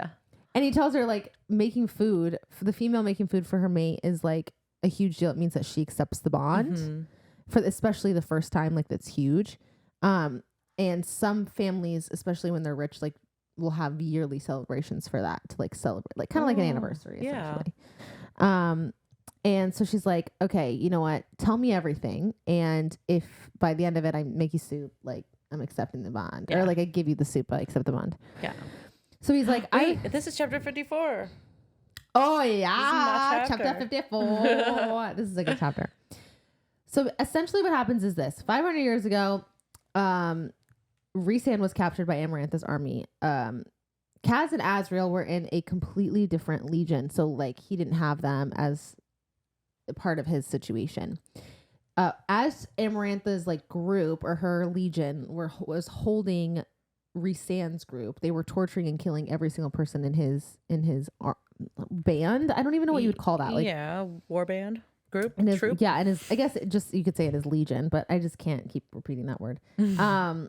And over like weeks of time, and he was like listening to it, and like he was like chained up with the Fabane. It was like really bad. And the worst thing is like Amarantha didn't even know he was there. Like he didn't even realize he was there. She was like, oh, I have a High Lord son, but like who cares? Like who he was Right. And he was like so pissed about it. He was like, he set a day a time that he was going to murder that bitch. Yeah. That's 500 years ago. 500 years ago. But Coinky Dink, the same day and time, Jurian was like, I'm going to kill that bitch. And so he went face to face with Amarantha. Oh, yeah. And Amarantha's like, just kidding. And then, you know, right as he thought that Jurian was going to take his killing blow, Amarantha came in with a swipe of the finger, swipe of the eye, and then brought him into the camp. Rhys's dad came in, helped him out, like released everyone that was captured, and then went to go take Amarantha, but she killed Jurian before that he had a chance to, and then fled. Yeah. And he was so hurt because he had like his wings were all fucked up that he couldn't even participate in the remaining part of the war. His father got him out. Yeah, right? And he made it, basically he had to heal after that, or like he would never be able to fly again. So he was forced to stay home during the treaty negotiations and all that stuff. So he's like, I was in this cabin with Mor and Rhys and Azriel when we got the treaty agreement, and we saw that Amarantha wasn't going to get punished. The King of Hybern wasn't going to get punished. Like there had just been so much killing on both sides that they couldn't justify doing anymore. And you painted all over the walls, desecrating. You painted in this cabin, you stupid bitch. Oh no. No, I'm joking. It still is an insult though. I can't even. I don't find anything wrong with it. It's so bad. And so after that, when she had come back, you know, centuries later, and she was like, you know, doing her little like Amarantha thing all over Prithian and like getting everyone's attention. She didn't recognize him. She didn't even know who he was. She's like, the worst thing is she didn't even know who I was. She literally didn't even know me. She didn't even remember me. And she's like, but he's like, I didn't trust her. And Tamlin didn't trust her. And if Tamlin didn't trust her, because, you know, Tamlin's father and her were like besties. So like if Tamlin didn't trust her, like I definitely didn't trust her. So he's like, I decided I was going to go to this High Lords meeting and I was going to fucking kill that bitch. Yeah, that was his plan. That's why he went. I was going to melt her mind. And I didn't bring anyone else because I didn't want anyone else, like anyone in the inner circle to witness it happening. So he's like, I was too distracted by it. I didn't have Cassian, that I didn't even realize that my drink was spiked with, you know, whatever the potion was. And as I was losing my power, in the few seconds I had my power, he's like, I erased everyone's mind that had knowledge of Valaris that was within the camp and that could have been captured. And and knowledge of the inner circle. And then I let everyone in the inner circle know what was happening and to not come and look for me. And he threw an entire shield around Valeris. And he bound it to his friends. Well, that's crazy. That's so much to do in the seconds that your power is being sucked away. And it was literally seconds. Wow. And then Pharaoh was like, how dare you keep Valeris from people during your years under the mountain? It's like literally I had no choice. I had to do it. I had 5 seconds to make up my mind about it. Oh gosh. And so he was like, she was really, and Amarantha was like really, because Rhys-Anne, Amarantha had made Rhys her whore because Amarantha's father was the one that killed Tamlin's dad. And like I said, Tamlin's dad and Amarantha were besties. They were butt buddies. So she was pissed. It wasn't anything that had to do with Rhys.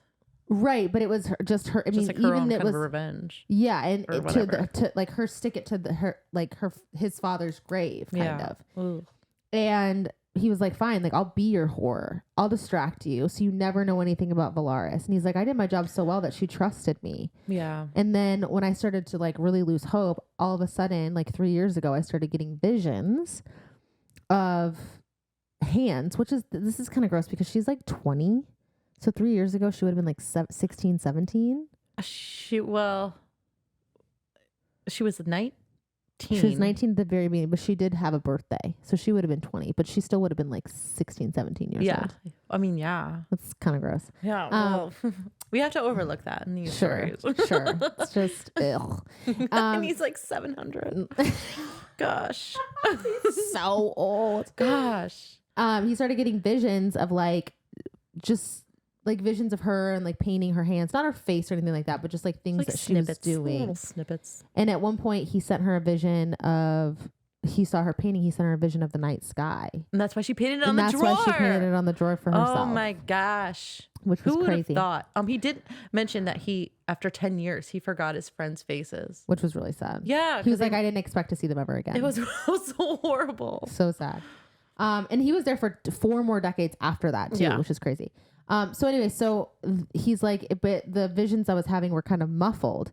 And then he's like, then, I guess it would have been like a year ago now.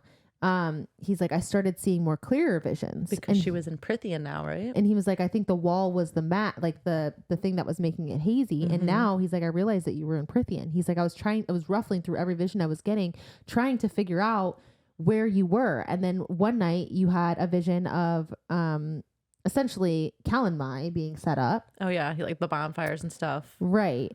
And he's like, I knew in the hills that I had recognized so well. He's like, I knew you were in the Spring Court. I knew you were going to Calanmai. And so he's like, I convinced Amarantha to let me go to Calanmai to try and sniff out some shit about Tamlin. Like spy on Tamlin. Also look for traitors. And so I showed up. He's like, I got there. I could smell you. Like you were so close. And then I saw you with those, I forgot what their names were. They're like Pecs or something. I don't know. He says a really weird word. Yeah. What were they? I don't know. Yeah, I don't remember either. But with those things that were basically, I just pictured adders. Fuck her 3 up. different adders. Yeah, and he was like, I was so mad, and like I helped you, and he's like that I saw you, and I was like happy. He's like, maybe I've been cauldron blessed being able to even just see you one time. And then he's like, then you said something to me. It was almost like you couldn't let it go either. Yeah. But he said, there you are. This whole story literally made me like almost sob. I was. He said, there you are. I've been looking for you. And it worked both ways. Yeah. Thank you for finding her. Because he'd been looking for her for 3 years. For 3 years. Oh, so sweet. Oh my gosh. And he's like, I left that night, like, just happy that I got to see your face once. And he's like, I had no idea you were involved with Tamlin. I had no idea why you were even there. Yeah. Nothing. And then he was like, I went back to go see Tamlin. He's like, I was fully prepared to scare him. I was fully prepared to even pick a fight. And then he's like, I showed up there. The scent was familiar, but it was hidden. And then I saw the plate, and then I felt the glamour. And there you were, like looking at Tamlin like you were in love with him. My enemy, my second most enemy. And he's like, shit. And so he's like, I knew I had to scare Tamlin. He's like, and Lucian and you, but mostly Tamlin. He'd send her away. Yeah, he got inside of his mind, didn't he? Yeah. And influenced Tamlin to send Pharaoh away as he did. Well, definitely was trying to scare the shit out. Like, you can't do anything. You're powerless to save her. Oh. And he's like, I didn't even want to, he's like, he goes, I'm so stupid. I had to know your name, but you lied to me. Like you had the wherewithal to just like to lie to me in that moment. And he didn't check. I always thought that he had checked regardless, but he hadn't. He didn't even check to see her name. He knew she lied. Yeah. But he didn't know what her actual name was. Right. He thought she had just made it up. Like if I was my name is Betsy Johnson. So, but like, what was he thinking when they dragged Claire in? He said that he was like, first of all, I had to say this. He said, when I left the manor that night, I threw up all over the place. He said that after he had done that to her. Dude. He was so nervous. He was like, oh, it's my mate. I'm sure of it. Kind of. And like, oh, she's with someone else. Like, oh, I'm so nervous. He's like a nervous teenage boy. I threw up everywhere. I was like, no, Resand. So then he's like, when Claire Better showed up, he's like, I was so shocked. I thought you had made up that name out of nowhere. I had no idea that was a real person. Yeah, okay. And so he was like, he broke into her mind and he made her feel nothing while they were torturing her, I think for like a week. And then he like told her when to scream. To make it convincing. And then finally he couldn't let them do it to her anymore. So he ended it. Mercy killed her. Mercy killed her. Exactly. And he's like, I thought that was the end of it. And then you showed up. For him. Imagine my surprise. Whoop-de fucking do. Here you are. He's like, I was in the back of the, I don't even need my notes for this. Like, I just know this off the top of my notes. You haven't looked at him in minutes. No. He's like, I was in the back of the throne room when I saw you walk in. He's like, I've never known such fear as I did when you made that bargain with Amarantha. Fair. Because like that was their one rule. It's like, yeah. And he was like, I knew in that moment that I had to fight. Like I had to fight for you. Damn it. And he did. He fought for her on every ounce of every behalf. And he goes, I had to watch as you looked at me with such hatred and disgust. And as I threatened to break Lucian's mind. And then I heard your name. And he was like, that changed everything. Everything. Did it. That you've charmed me. And no, it wasn't then that she charmed him. It was when they were in the Middengarm worm when she flipped him off. That's what charmed him. Oh yeah, covered in worm poop. And then I don't think he said, oh my God. And then it was like, then I had an opportunity after the Middengarm worm, when you hurt your arm, I had a way in with you, and I had to help you without making it seem like I was being merciful. Right. And so that's why I offered the week with you. Like that's and to make it less suspicious. Yeah. To make it less suspicious. And, I drugged you on those nights when I like took you out. First of all, I had to do that to make it again seem like I wasn't being merciful. Right. I drugged you so you didn't remember all the horrors. And, I had to dress you like that because like it wouldn't make sense if I dressed you head to toe in fucking fabric. And I kind of liked it. And also, you got a fat ass. Anyways. It was a win-win for me. Oh, you didn't say that. And then he's like, no, he didn't say that. And then on the last night, he's like, on the last night when I caught you and Tamlin making out, the one chance that you had, he could have gotten you out, and he decided he wanted to fuck you instead. He was like, I was Tamlin. so pissed. Oh my God. And I was so jealous, and I was so upset. And she was like, oh my God, I remember that. Like, you were mad. You were so mad. And then he kissed me. And then he's like, then he talked about when her neck snapped. He's like, I have reoccurring nightmares of your neck snapping. Felt her die. And he's like, I tried to fight for you. Like, I knew. Grabbed onto the bond like as hard as he could to keep her tethered. To keep her tethered in. He's like, I knew when she was killing you that you were my mate. Like, I knew in that moment. I had suspected, but that was the moment I knew.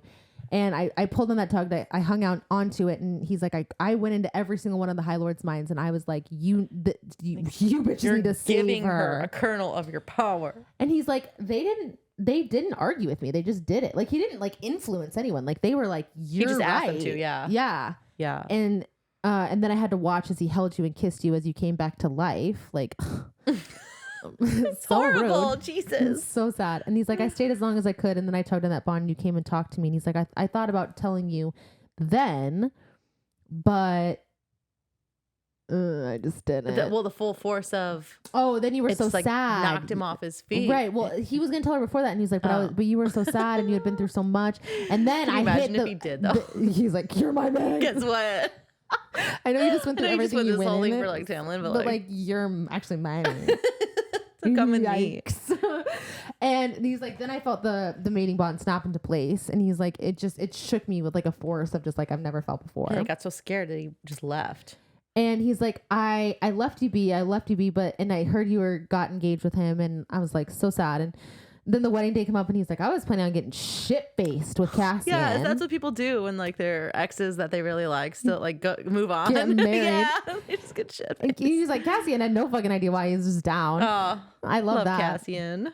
And then I heard you like say no, you were going to say no. And so then I just lost it. And he's like, I winnowed right there. And I couldn't even remember like where I was or what I was doing. Like what character I was trying to play as I was trying to get you out of there. Yeah. Oh. And let me see.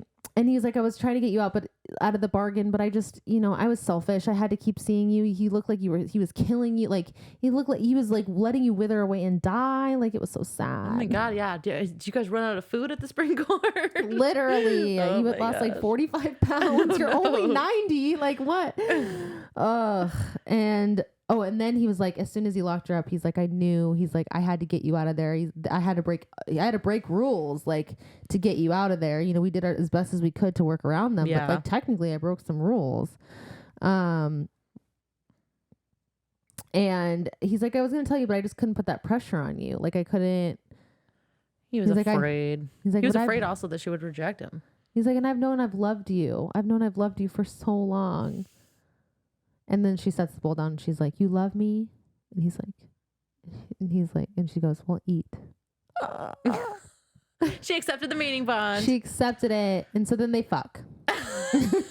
And that's chapter 56. So, no, literally in that chapter, they literally have sex on the table with paints. They have sex. Yeah, it's a really good chapter. The whole thing is just them having sex. Yeah, like she glows.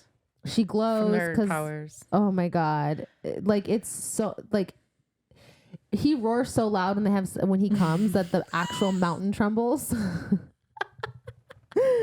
Oh my God. I'd be like, calm down. They can't stop having sex. They have sex all night. Like literally. Oh yeah, it's a lot. They have like 1 hour of sleep. It's like Bella and Edward after they get.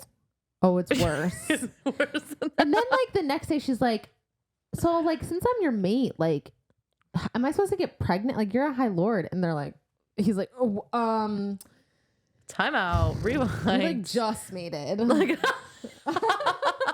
this is crazy. And he's like, I'd be honored if you bared my kids, but let's just like cool it for a bit. And she's like, no, you're right. Like let's keep taking your tonic. Chill. Like it's just been one day.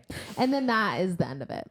I do want to make a note that during the worm scene, Rhys felt Feyre was like one of them. He's like, oh, when she flipped him off. Yeah, and he imagined Cassian there.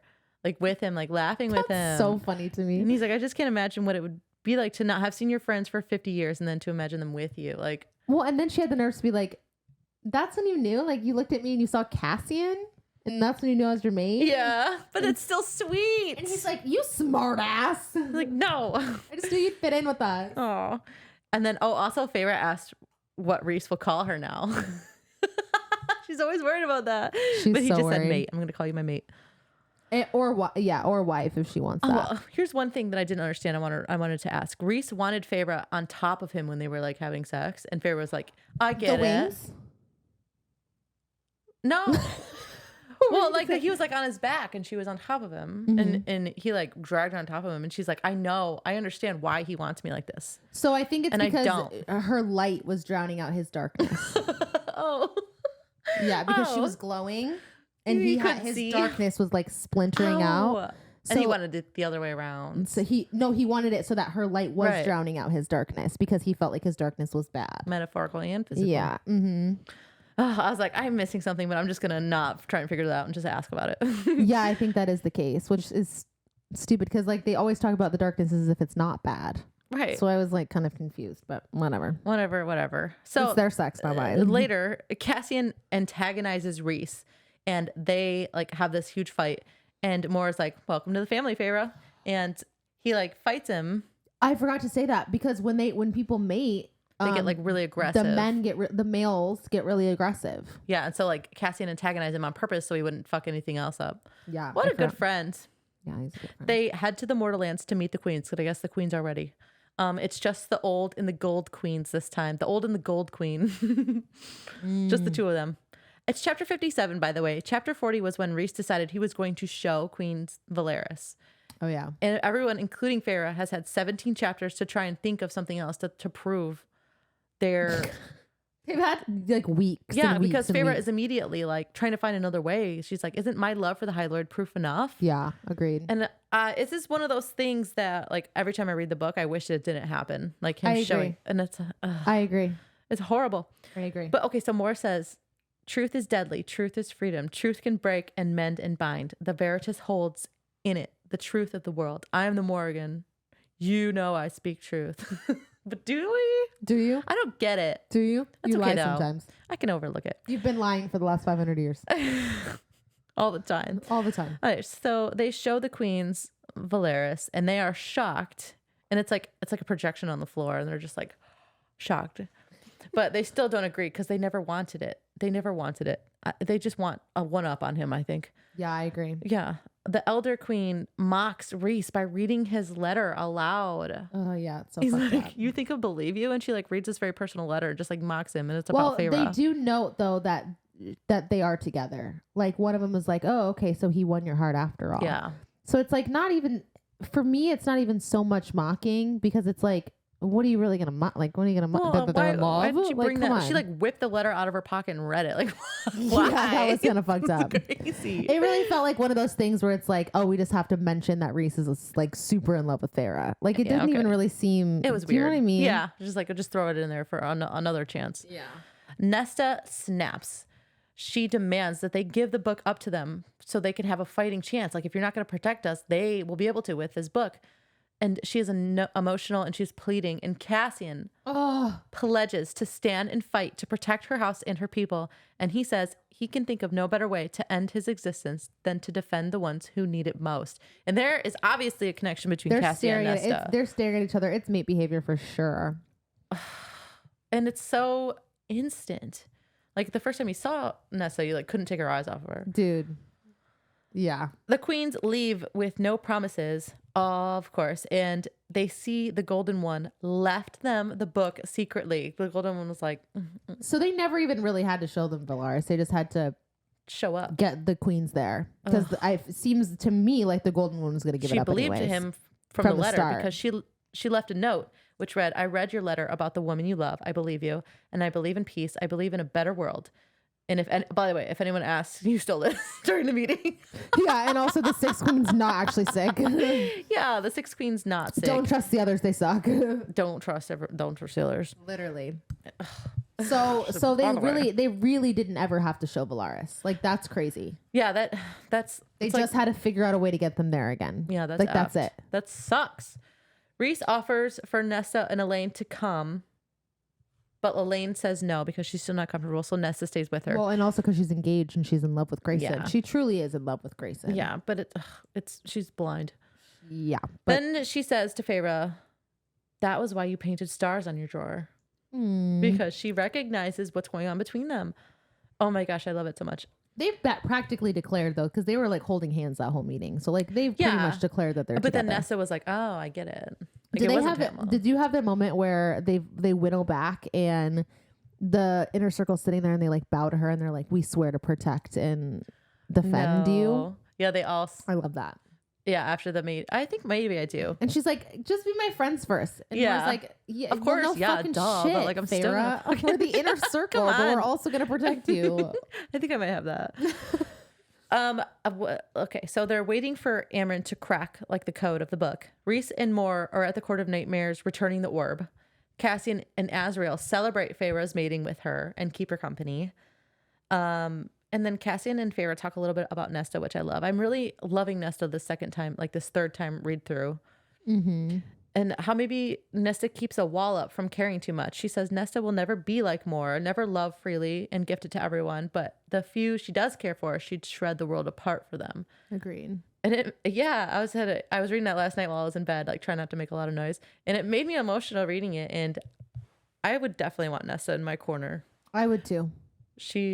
I would too. Especially if she's on your side. Agreed. The way she fights for Elaine is crazy. I think it enables Elaine to be the worst. Yeah, but it's a very enabling. That's a good point.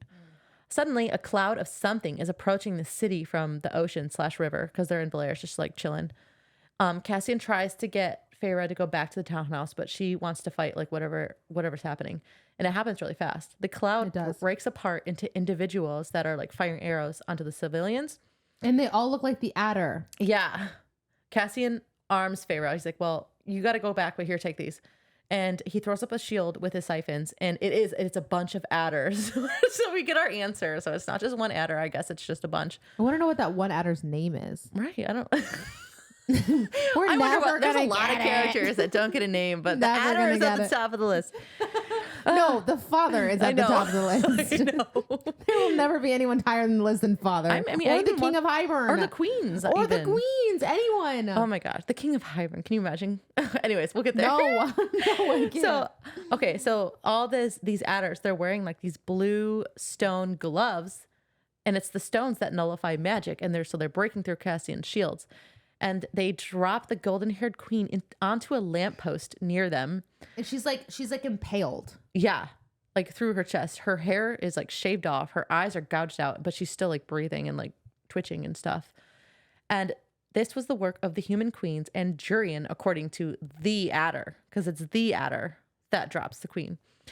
Feyre was planning to run to the townhouse to get people inside since it's warded and they would be safe, but she sees the carnage. People are getting dragged from their homes and slaughtered. It's like it's a bloodbath. It's not going well.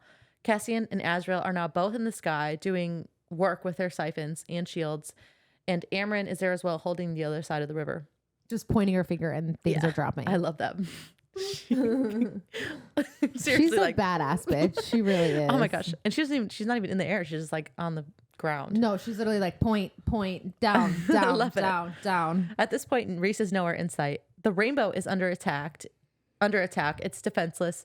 And Feyre realizes she'd happily die defending it and her people. Like that's where she's at with everything. Yeah. There's too many soldiers. Even as she's like doing good killing them, she's like really doing well, but there's too much. And a small fairy is like defending her gallery, and it gives her strength. And then she does some water bending here, and she like creates these water wolves that overtake the soldiers, drowning them pretty fast. And then she also like beheads them all as well. She like double taps, like drowns them and then just beheads them. I love that for her though. Yeah, she's fucking killing it. The soldiers that start flying away from her, she freezes, like so frozen that they shatter when they hit the ground. I love that. It's crazy. Like everything that she does, I don't even think I got it all. She's like, I point and then I fisted. Well, oh no. We're in chapter 58 now. Okay. So she's kicking ass, slaughtering these people. There's no mercy. There's no sympathy. And then when she sees the adder, he's getting away and is in her. Oh, wait. She sees the adder. He's getting away. And then Rhys is like in her mind asking, where are you? Where are you? And then she shuts him out to go after the adder. And then Rhys, she can like see him coming in the form of like a mighty darkness. I just imagine like night is just like overtaking Valeris, and she calls it death incarnate. I love these like little snippets of Rhys's full power. I do too, because we don't get a ton of it. We don't get enough. That's for sure. For sure. So the adder, she stabs the adder in the air while they're like both flying with poisoned ash arrows, and Bear hugs him, and she becomes a living flame. So she burns the hell out of him, and they are in a free fall, and she stabs him in the ribs once for Rhys, once for Claire, and once for herself. And she promises to see him in hell and then winnows in time to avoid the splatter.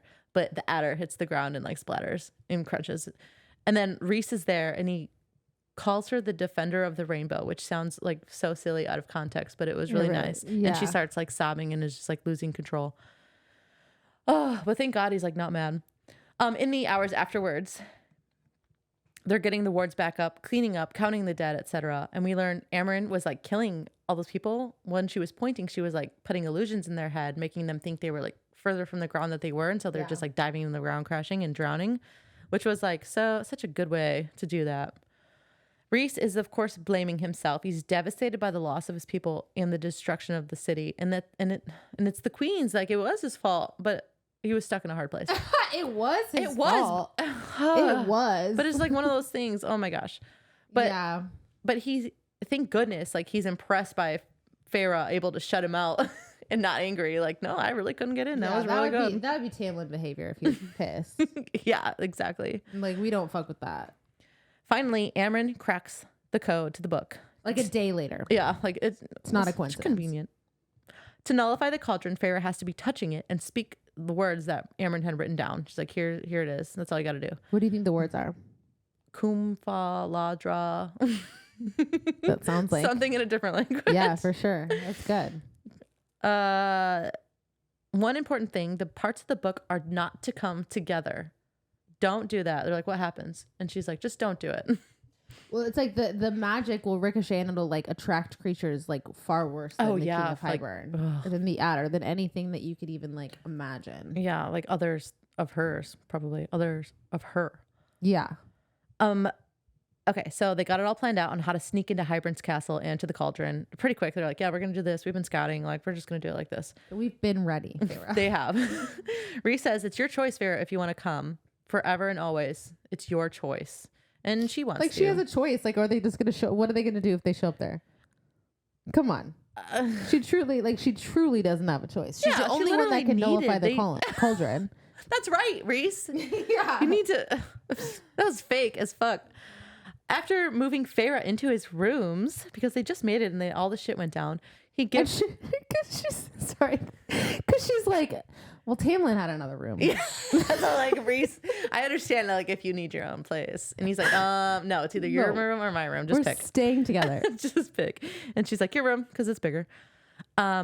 He gives her his mother's ring that Feyre took from the Weaver and says that his mother gave the ring to the Weaver and said, if you ever get married or mated, she has to be able to steal this ring or the marriage ain't shit. So fucked up. I think it's funny though. Like, it is funny, but I feel it's like fucked up. His mom was cool. His mom was cool, but but the Weaver didn't sound that dangerous because he was like, the Weaver obviously was dangerous as fuck. She was like one of those creatures like the Suriel that was just like weird. But like, why was he so casual about that whole thing? I will never don't know. But the Weaver is the very bad. Scary. Yeah, the Weaver as bad as the Bone Carver. She's alive still, right? Did she kill her? I don't remember. I don't remember. Anyways, she was. I like those characters. Yeah. Anyways, we learn her trip to the Weaver was like a personal test. Wait, hold on. I will cut this out. But the Weaver and the Bone Carver are siblings. Oh, they're twins. I do remember that. They fight together. Does the Weaver fight for them? They both die. But the Weaver fights for them. Mm-hmm. Okay, yeah, I remember that now. Okay, sorry. But the Weaver is alive at this point. Anyways, yes. So we learned that her trip to the Weaver was a personal test and a test of her powers. And she's like, what the fuck? But she doesn't want to risk wearing the ring to Hybern and says after they nullify the cauldron, she wants to get married, seal the bond, have a grand party, etc. And Rhys cryptically suggests maybe going one step beyond that. Dun, dun, dun, dun. I love that. So they winnow/fly into Hybern. They make their way into the castle through the halls. Asriel and Cassian are like breaking off here and there to kill the guards. It's super easy trip. The place feels empty. Feyre can feel where the cauldron is, and they walk into the room where it's being held. Easy peasy squeezy, no problem, right, Kylie? They're gonna go in, get it done, right? No. So so Feyre like goes and she puts her hand on the cauldron, she's about to put her hand in the cauldron, and she hears both halves speaking to her, and they're like, put it together, and she's like, oh my god, yeah, I gotta put it together. I gotta put it together. Right, yeah, it's not gonna work. Amren was wrong. She speaks the language, but she was wrong. Okay, right away. And she like puts her hand in the cauldron. She's like in another space, world, time, whatever. And Asriel's like shaking her, and she's like, oh my god, where did I just go? There's blood running down her nose because her nose is bleeding, and she's like, holy shit, what happened? And then Jurian shows up. Jurian, still confused about him. So confused about Jurian. That's okay. And then like Rhys appears and takes the book really, really, really like subtly. He's like, ooh, I'm gonna take that. And it didn't work. Jurian's like, where's Miriam? It's like the fact that Miriam is like everyone's motivation for bringing Jurian back is so crazy. That's crazy. Like, you guys broke up like 500 years ago. Like it's been like 500 chill years out. Like honestly, she's get over it. It was just a fling. God, you guys summer only fling fucked for like a couple months. Literally. Like, come on. Oh my gosh. And they're like, oh, she's dead. And he's like, you're lying because that's not what the cauldron says. And also more, you lie all the fucking time. And more, you're a liar. And she's like, yeah, she's alive. She's like, but my power is truth. So hear me and know when I say I am truth, I am teller of truth. I am truth, I am teller. And Moore's like, no, they're dead. They're dead. They made it and they married, but they're definitely dead. And they're like, all right, it's time for us to get the fuck out of here. So they try to winnow, they can't. But doesn't she say that they're alive and happy somewhere? Yeah, like to the queens. Yeah. So what? Yeah, no, I agree. I didn't even think about that. He's like, did just rat them out to the queens like not that long ago. But and to Jurian, she's like, "Where's Miriam?" She's like, "She's dead." I'm like, you're lying. Okay, she's alive. She's on an island, but she hasn't thought about you for one single second. She did. She said she's made it to Dracon and she hasn't thought about you in 500 years. Oh, because later on, like, that's weird. She did. This is so inconsistent. I read it twice today. That's interesting. Okay. So she's like, okay, I guess she's alive. And that's crazy. She admitted it really fast after being called out as being a liar. Okay. So she's a bad liar is what Moore is. That's crazy. And so basically they're trapped. They can't winnow out anywhere. There's like a spell that's essentially holding their power. Mm-hmm. Then the king... Oh, she's like, in Jurian's like, you forget that Amarantha took the King of Highburns, still doesn't have a name, spell book. It's his spell book. Yes. Okay. And then the king comes in and he's like, sup, motherfuckers. And then Jurian fires his little gun arrow. No, it was like a hidden arrow that no one saw. It's like a what do you call it? Like a pistol? No, gun? But it's like but it is an arrow. Crossbow. Yep. And right into Azrael's chest. So he's down at it. It does have some poison in it. Of course. And the King of Highburn has his spell so he can basically move that poison around. And so he's like, do what I say or that poison's going to go straight to his heart. Yes. And so then he leads him up to their throne room. And then he gets rid of the cauldron. He's like, bye, cauldron. Snaps his finger and it's gone. And Azrael's like bleeding out on the stairs. This is a lot. There's a lot. Then they go up to the throne room and the king's like, well, now that I've upheld my end of the bargain, I expect you to uphold yours. And Tamlin and Lucian step out of the shadows. I have words. When I tell you the first time I read that, because I read through this twice as well, I was so shocked because I did not think... I knew Tamlin was a crazy, angry piece of shit, but like, that is so stupid. It just doesn't make sense because the deal is that Hybern gives favor over to Tamlin. Tamlin agrees to let Hybern use his territory to remove the wall, which is like what he's been fighting against. It's so you'd rather have fighting Feyre against, and then like what if like Feyre would ever forgive him for that? Like there's that makes so many no layers sense. that just there's no way this would work ever. Tamlin, it just doesn't. It just doesn't make that much sense. No, it was absolutely ridiculous. And he had to have made this deal a long time ago, right? Because like the Adder tried to steal Feyre in the woods. So that was my thought because the way that it was explained. Well, they do kind of explain it later, but I don't think it was that early. Well, then why the fuck did Hybern want Feyre when the Adder tried to take her in the woods? Yeah, I don't know. I think it was maybe conversations were already being had. Maybe Ianthe, because we do know. Okay, so we'll get that. Let's get into it. So that's the deal. Is essentially they get Feyre back for Tamlin, and Hybern gets to enter through the spring court to the wall, to the human forces, whatever, or to the human lands, whatever. And he also would agree that Feyre would work for the king. How can he agree to that? He really views Feyre as literally a pet. Yeah, that's crazy. Like no thoughts or like wants or needs of her own. Ugh. Tamlin like holds out his hands. He's like, "Okay, come on, Feyre." And Feyre's like, "Are you fucking? Are literally, you sick in he the thought head? it was are that you easy. Literally sick in the head? I'm not going with your dumb ass. Like, what the fuck are you talking about? It's crazy." And the king's like, you will, as soon as I fix that little bargain going on there. And the king then orders her to break the bargain bond between Feyre and Tamlin. Yeah, that was another part of or Feyre and Rhysand. Right.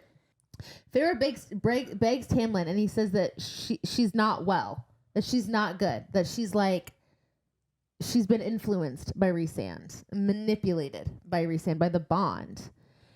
And she's like, I'm not going to go with you. Let the others go. I will go with you as long as you let everyone else go. Right. And she manages to get rid of the hold on her power, and then Tamlin finally realizes that Rhysand and Feyre are mates. Yes. And he's like, I don't care. And then so does the king, and the king's like, oh shit. Plot this twist? is an interesting twist. Yeah. The king gets control of her powers again, and then Feyre tells Tamlin that if he takes her away, she will destroy him and everything he holds dear. She will fuck up his land, his... Everything. Well, he doesn't have a family, but... his land. She'll fuck that shit already up. Fucked up his family. Oh, no. Anyway. But he's like, you don't know what you're talking about. And the king's like... The king is like, I don't really know what to do here. I mean, I can break like, This is crazy. This is not what I thought was going to happen.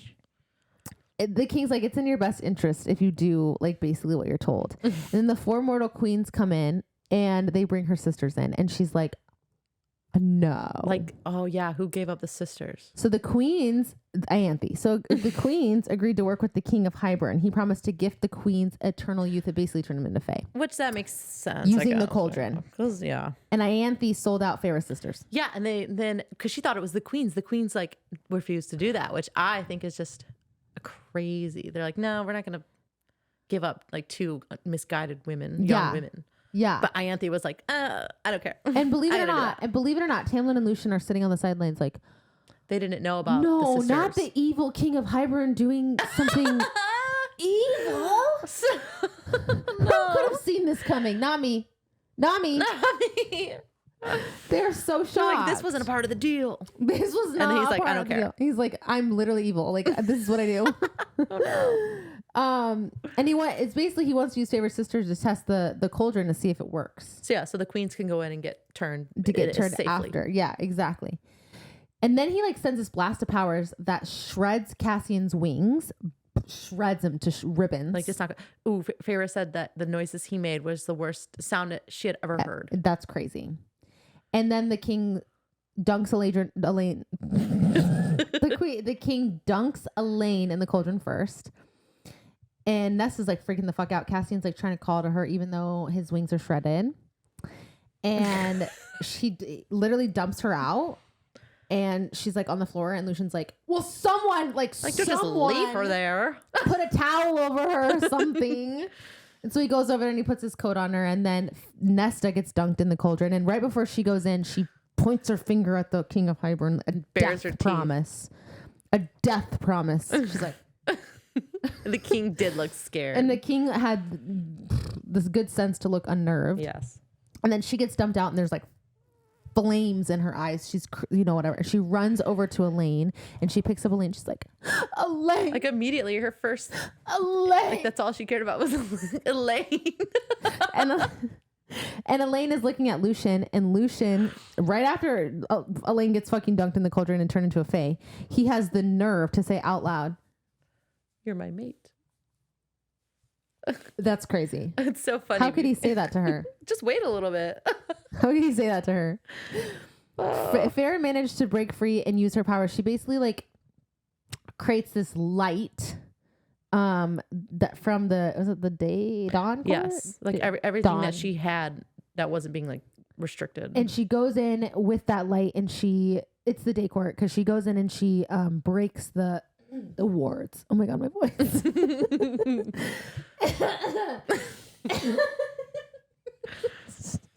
She goes in, she breaks the wards. Like the wards that the king used from his ancient book. Yeah. With the cauldron. Right. Like super powerful wards. So that they could all winnow out. But so she's like, okay, I got this plan. So she goes, she breaks the wards, and then she like drops to her knees and freaks out, and she looks at Rhys and she goes, what did you do? What did you do to me?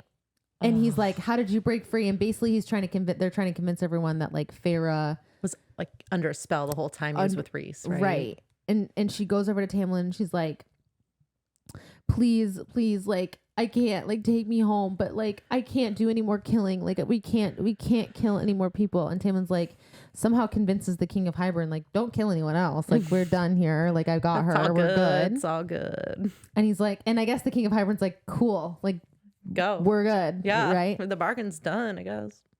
And then she goes to the king of Hybern and she's like, break the bond. And so he breaks the bargain bond, but everyone thinks it's the mating bond. Yeah. And she like, it does actually hurt her. So it's like not necessarily a show. Yeah. She screams and her cool ass tattoo goes away. Yeah. And then she faints and wakes up and finds that the tattoo is gone. And then Moore goes over to the sisters and winnows the sisters out. Reese is kind of freaking out, but then he goes over to Cassian and Azriel and winnows them out. And then Tamlin takes Feyre back to the spring court. Yeah. And Lucien this whole time, like from the moment that she was like relieved that they took her sisters and wasn't scared. That she wasn't onto freaking out. That she's lying and playing a different game. And he knew he's like onto her from the beginning. And then chapter 68, it's Rhysand's point of view, and they all return back to the house of, or to the townhouse, and Amren's like, where is she? Where is she? And Moore tells her everything that happens. Like basically she pretended to free herself from a bond and from Rhys's control, and that she hated all of them. She's pretending that she hated all of them and the king and to go back to Tamlin. Right. And Amren's like, it's impossible to break that kind of bond. Like you can't break a fucking mating bond. And Rhys is like, yes. She's right. You can't. Yeah, like, we're still good. They didn't. It's all good. And Amren's like, okay, so she's in the spring court, and he's like, yeah, and Amren's like, go get her, and he's like, well, like, no, I can't. Like she's a spy now. She's a spy, and that she's gone into the spring court to tear down the spring court from the inside out, and try and get obviously information of what the King of Hybern is doing. And Amren's like, she is your mate. Like, she's not a fucking spy. And my high lady. And Rhys is like, she is my mate. And she's also the high lady of the night court. And my spy. And I thought that was and so my funny. spy. And my bitch. And my lover. And she gives gray head. He didn't say that. No, he didn't say that. Not the last part, but the rest of it's pretty spot on. And he's like, if they would have removed her other glove, they would have seen that she had a tattoo on her right hand, basically marking that she's the high lady. And that also they're like officially mated. And Moore's like, so you're fucking telling me right now that my goddamn high lady is surrounded by enemies in the fucking spring court and there's nothing I can do about it. And yeah, it's just really bad. So the night before, they went out to a priestess and they swore Feyre into as high lady, and they officially mated them. But no one else knows this except for all of them. And Rhys is like, their high lady has made a sacrifice for her court, and they will move when the time is right. That's gonna be so hard. And then it's Feyre's chapter, the last one. But then they just made like 2 days prior. Literally. That's crazy. And then then it's Feyre's point of view, and she's in the spring court, and she's basically like, well, they just let a fucking wolf in a chicken coop, and I'm about to fuck shit up. And Lucian's like, his metal eye's whirring. It's like doing in circles. He knows. His metal eye is whirring. He's like, narrowing, whirring. It's all over the place. So yeah. That's it. And now she's going to be a spy. Do you like the next book? I love the next book. The next book is A Court of Wings and Ruin. Yeah. And then it's Frost and Starlight. This is, in my opinion, in this next book, Feyre has the best personality. Yes. For me. Waiting for this. She does like that. There is no other book that she has a good personality. Like even in this one, I think she's boring as fuck. Yeah. Yeah. That's what Austin said. He's like, well, she's just not very interesting. I'm like, no, I guess she's not. She likes to paint. See, and maybe that's why I like Nesta so much, because she actually has some sort of personality. Yeah, like, she's interesting. I don't get why people like Elaine. Her freaking personality is about as fucking interesting as a wet blanket. She's Elaine in this next book sucks, right? Elaine in every book sucks. Okay, we'll get into that next week, though. She's just boring. How does anyone think she's interesting? Azriel's more interesting, and he has 1/8 of everyone's lines. Not even 1/16 of everyone's lines. We don't give Azriel enough credit. No. Okay. All right. Quote of the week. Mine, I think I decided is, I'm not a child playing games after Lucien tries to take her when they're training, because that is, it was just like speaks to like the theme of the whole first book and up to like, she's just coming into her power and like becoming the woman and powerful woman that she is. And she's like realizing that at this point. So I like that. Yeah. Mine is that I will bow before no one and nothing but my crown for Rhysand, because then later on when they do mate, he gets on his knees and eats her out. Yeah, and he bows before her. And she's like, oh, he'll bow before she remembers that moment. And then, but he will bow to me, his equal. His equal. That was good. Well, her vagina is what I'll bow before. Whatever. No, details. Detail. It was good, though. That was a good scene. Anyways, who would you be? Who would you be?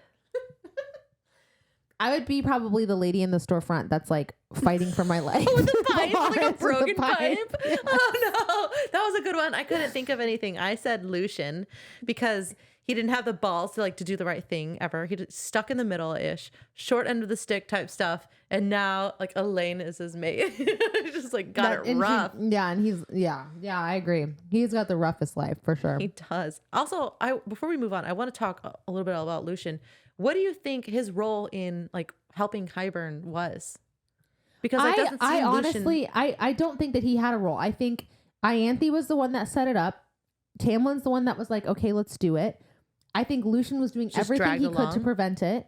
And I think that anytime he'd interfere, like probably Tamlin threatened to fucking do his head in. And like, I think he just kind of like had to go along with it. Like, okay. I think Lucian has Stockholm syndrome, like dead ass. He might.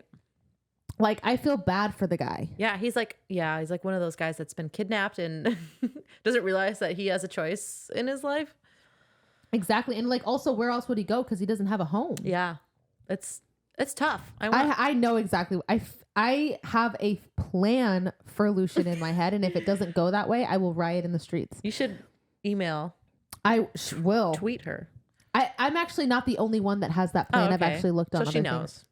Yeah, she definitely has. She might write it. Okay. Yeah. All right. So who would you be? Who do you want to be?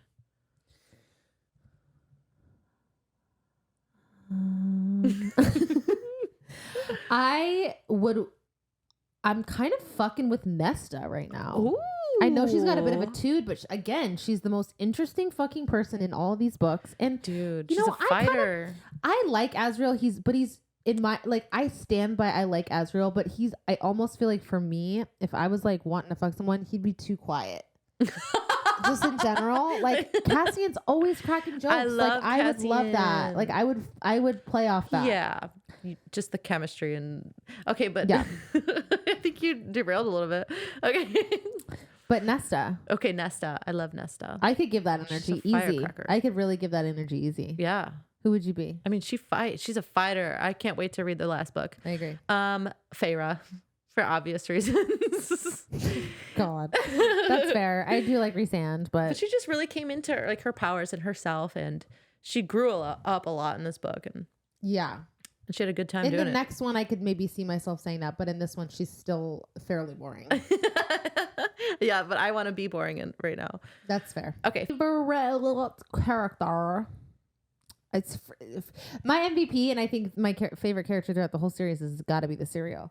Dead ass, the Suriel wants to be caught. I love the Suriel, and it's so funny because like Rhys said, he tried to catch the Suriel twice and couldn't do it. The Suriel is definitely wanting to be caught. She likes Feyre, like for sure. It likes Feyre. Mine was Rhys. It was pretty boring, but I just love the story. I do too. It's just too typical for me. Okay. I do love the Suriel though. The Suriel was my favorite character in book 1 with the bog. Yeah, I remember that. I do that. All right. Least favorite character. Mine is Jurian. Because I just still don't fully understand his character because like really they're going to resurrect him. So he has this motive to find Miriam. Like I just don't get it. Mine's probably a tie between Mor and the old Crone Queen. Oh, the old Crone Queen. Mor. Okay, wait. Yeah, because she really just threw Miriam and Draken under the bus. Yeah, that was crazy. And then claims she only tells the truth and lied like 15 times. That's just inconsistencies. Mine was Jurian and Tamlin. I really don't like Tamlin. Yeah. He fucked up. He did fuck up. But I really don't like that Crone Queen. Yeah, she sucks. Yeah. She's got something coming. Doesn't something happen? No, it's another one. Like, I don't even know what happens to the Crone Queen. Oh, man, I'm going to have to pay attention. Yeah. All right. And what do you rate this book? This one for me is probably this one's definitely a 4.5. 4.5 is good. I agree with that. Yeah. Yes, because 5. Yep. Okay. Perfect. Should I go through some of the sayings, common phrases that everyone just like gets angry about for some reason? Listen, I think love they're it. funny. Yeah. Undulating, full thick length of him, watery bowels, growled, reverberated, snarled, prick, metal eye, whirled. Metal eye. Or eyes narrowed, a muscle feathered in so-and-so's jaw, eyes burned, heart or throat tightened, star flecked, mouth tightened, I said world, clicked his or her tongue, feline eyes hissed, shredded to ribbons, sticking out their tongues at the right fucking age of 500 years old, vulgar gestures, lifted a brow, preternatural, bared his or her teeth, favorite part, feral amusement, barked or groaned in protest, some small part of Farah, toes curled, cheeks flushed, phantom wind, phantom wind, lazy circled, apex of Farah's thighs, unleashed himself or herself, and then considerable length of him. And you didn't Google that. That was one book, and I didn't Google those are the ones you just found. I just found. That's funny. Yeah. I think they're funny. I love them all.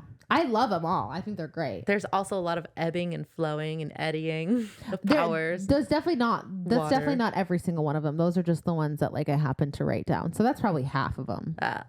If you have more, send them in. Yeah. Because they're funny and I don't get mad at them at all. I love them. All right. Next week, we are doing the first half of A Court of Wings and Ruin. This book is also very interesting. Just as much happens in this book, just as much goes on, and I'm excited about that. Me too. I haven't read it in a couple of years, so I'm excited, and I have not started it yet. We're going to be reading through chapter 34. Is that halfway? Does that sound good? There's like 80 chapters in this one, so I honestly feel like we should go to like 40. I feel like when I picked 34, I was like flipping through the book and picked about halfway. Okay, but we can do 40, and that way the second part will be a little bit shorter. Okay, yeah, whatever works. 40. Let me just write it down. All right, through chapter 40. All right. I think that's all I have. Oh, yeah, because there's 83 chapters. Okay, 40 words. Oh, shit. That's so many chapters. I know. Oh, my gosh. It'll be fine. Okay, so thank you guys so much for listening. Yes, this episode was fun. If you have any questions, concerns, or comments, please email us at litlibationspodcast@gmail.com. Yes, the feedback, fanfic. I still want the fan fiction. Okay. What I really want is Reese, Azriel, and Cassian like growing up together. And give it to me. Cassian like fucking up a building in at fucking the summer court. Yes. What did he do? What did he do for real? Seriously, I want to know. Fan art. Valeris. I want to see Valeris. Mm-hmm. And like Starfall. Oh, Starfall. Oh my gosh. I can't even picture it. I can't either. It's hard. Okay, yeah, any of that. I want to see it. I want to also see like what you would think, like if just send in your inspo for what you think other characters like the dress inspo for other characters, because I know they talk a lot about Farah, but like I want to know what you think Amryn would wear to Starfall. She wasn't there, but like what you think she would wear. She was too busy, right? Or like I love what the fashion. Moore would wear, or like how you think Nesta and Elaine dress, like what they wear. I want to know. That kind of stuff interests me. Yeah, I do like that. Send it. But yeah, I think that's good. I think that's good. If you enjoy this podcast, please give us 5 stars on wherever you're listening. If you don't like us, give us 5 stars and let us know why. Yeah, just don't be mean. You can, and I just won't ever bring it up. Don't be mean. I'll cry. I will cry. I will too. I don't know if we haven't at this point. We haven't released a single episode, so we don't know. We don't have any reception. It's more than likely that the tears will happen. It seems pretty likely. Just kidding. All right. We just want to talk about books. We want to talk about books. Okay. All right. Thank you guys. Thanks for listening. Listening. All right. Bye. Love you. Bye.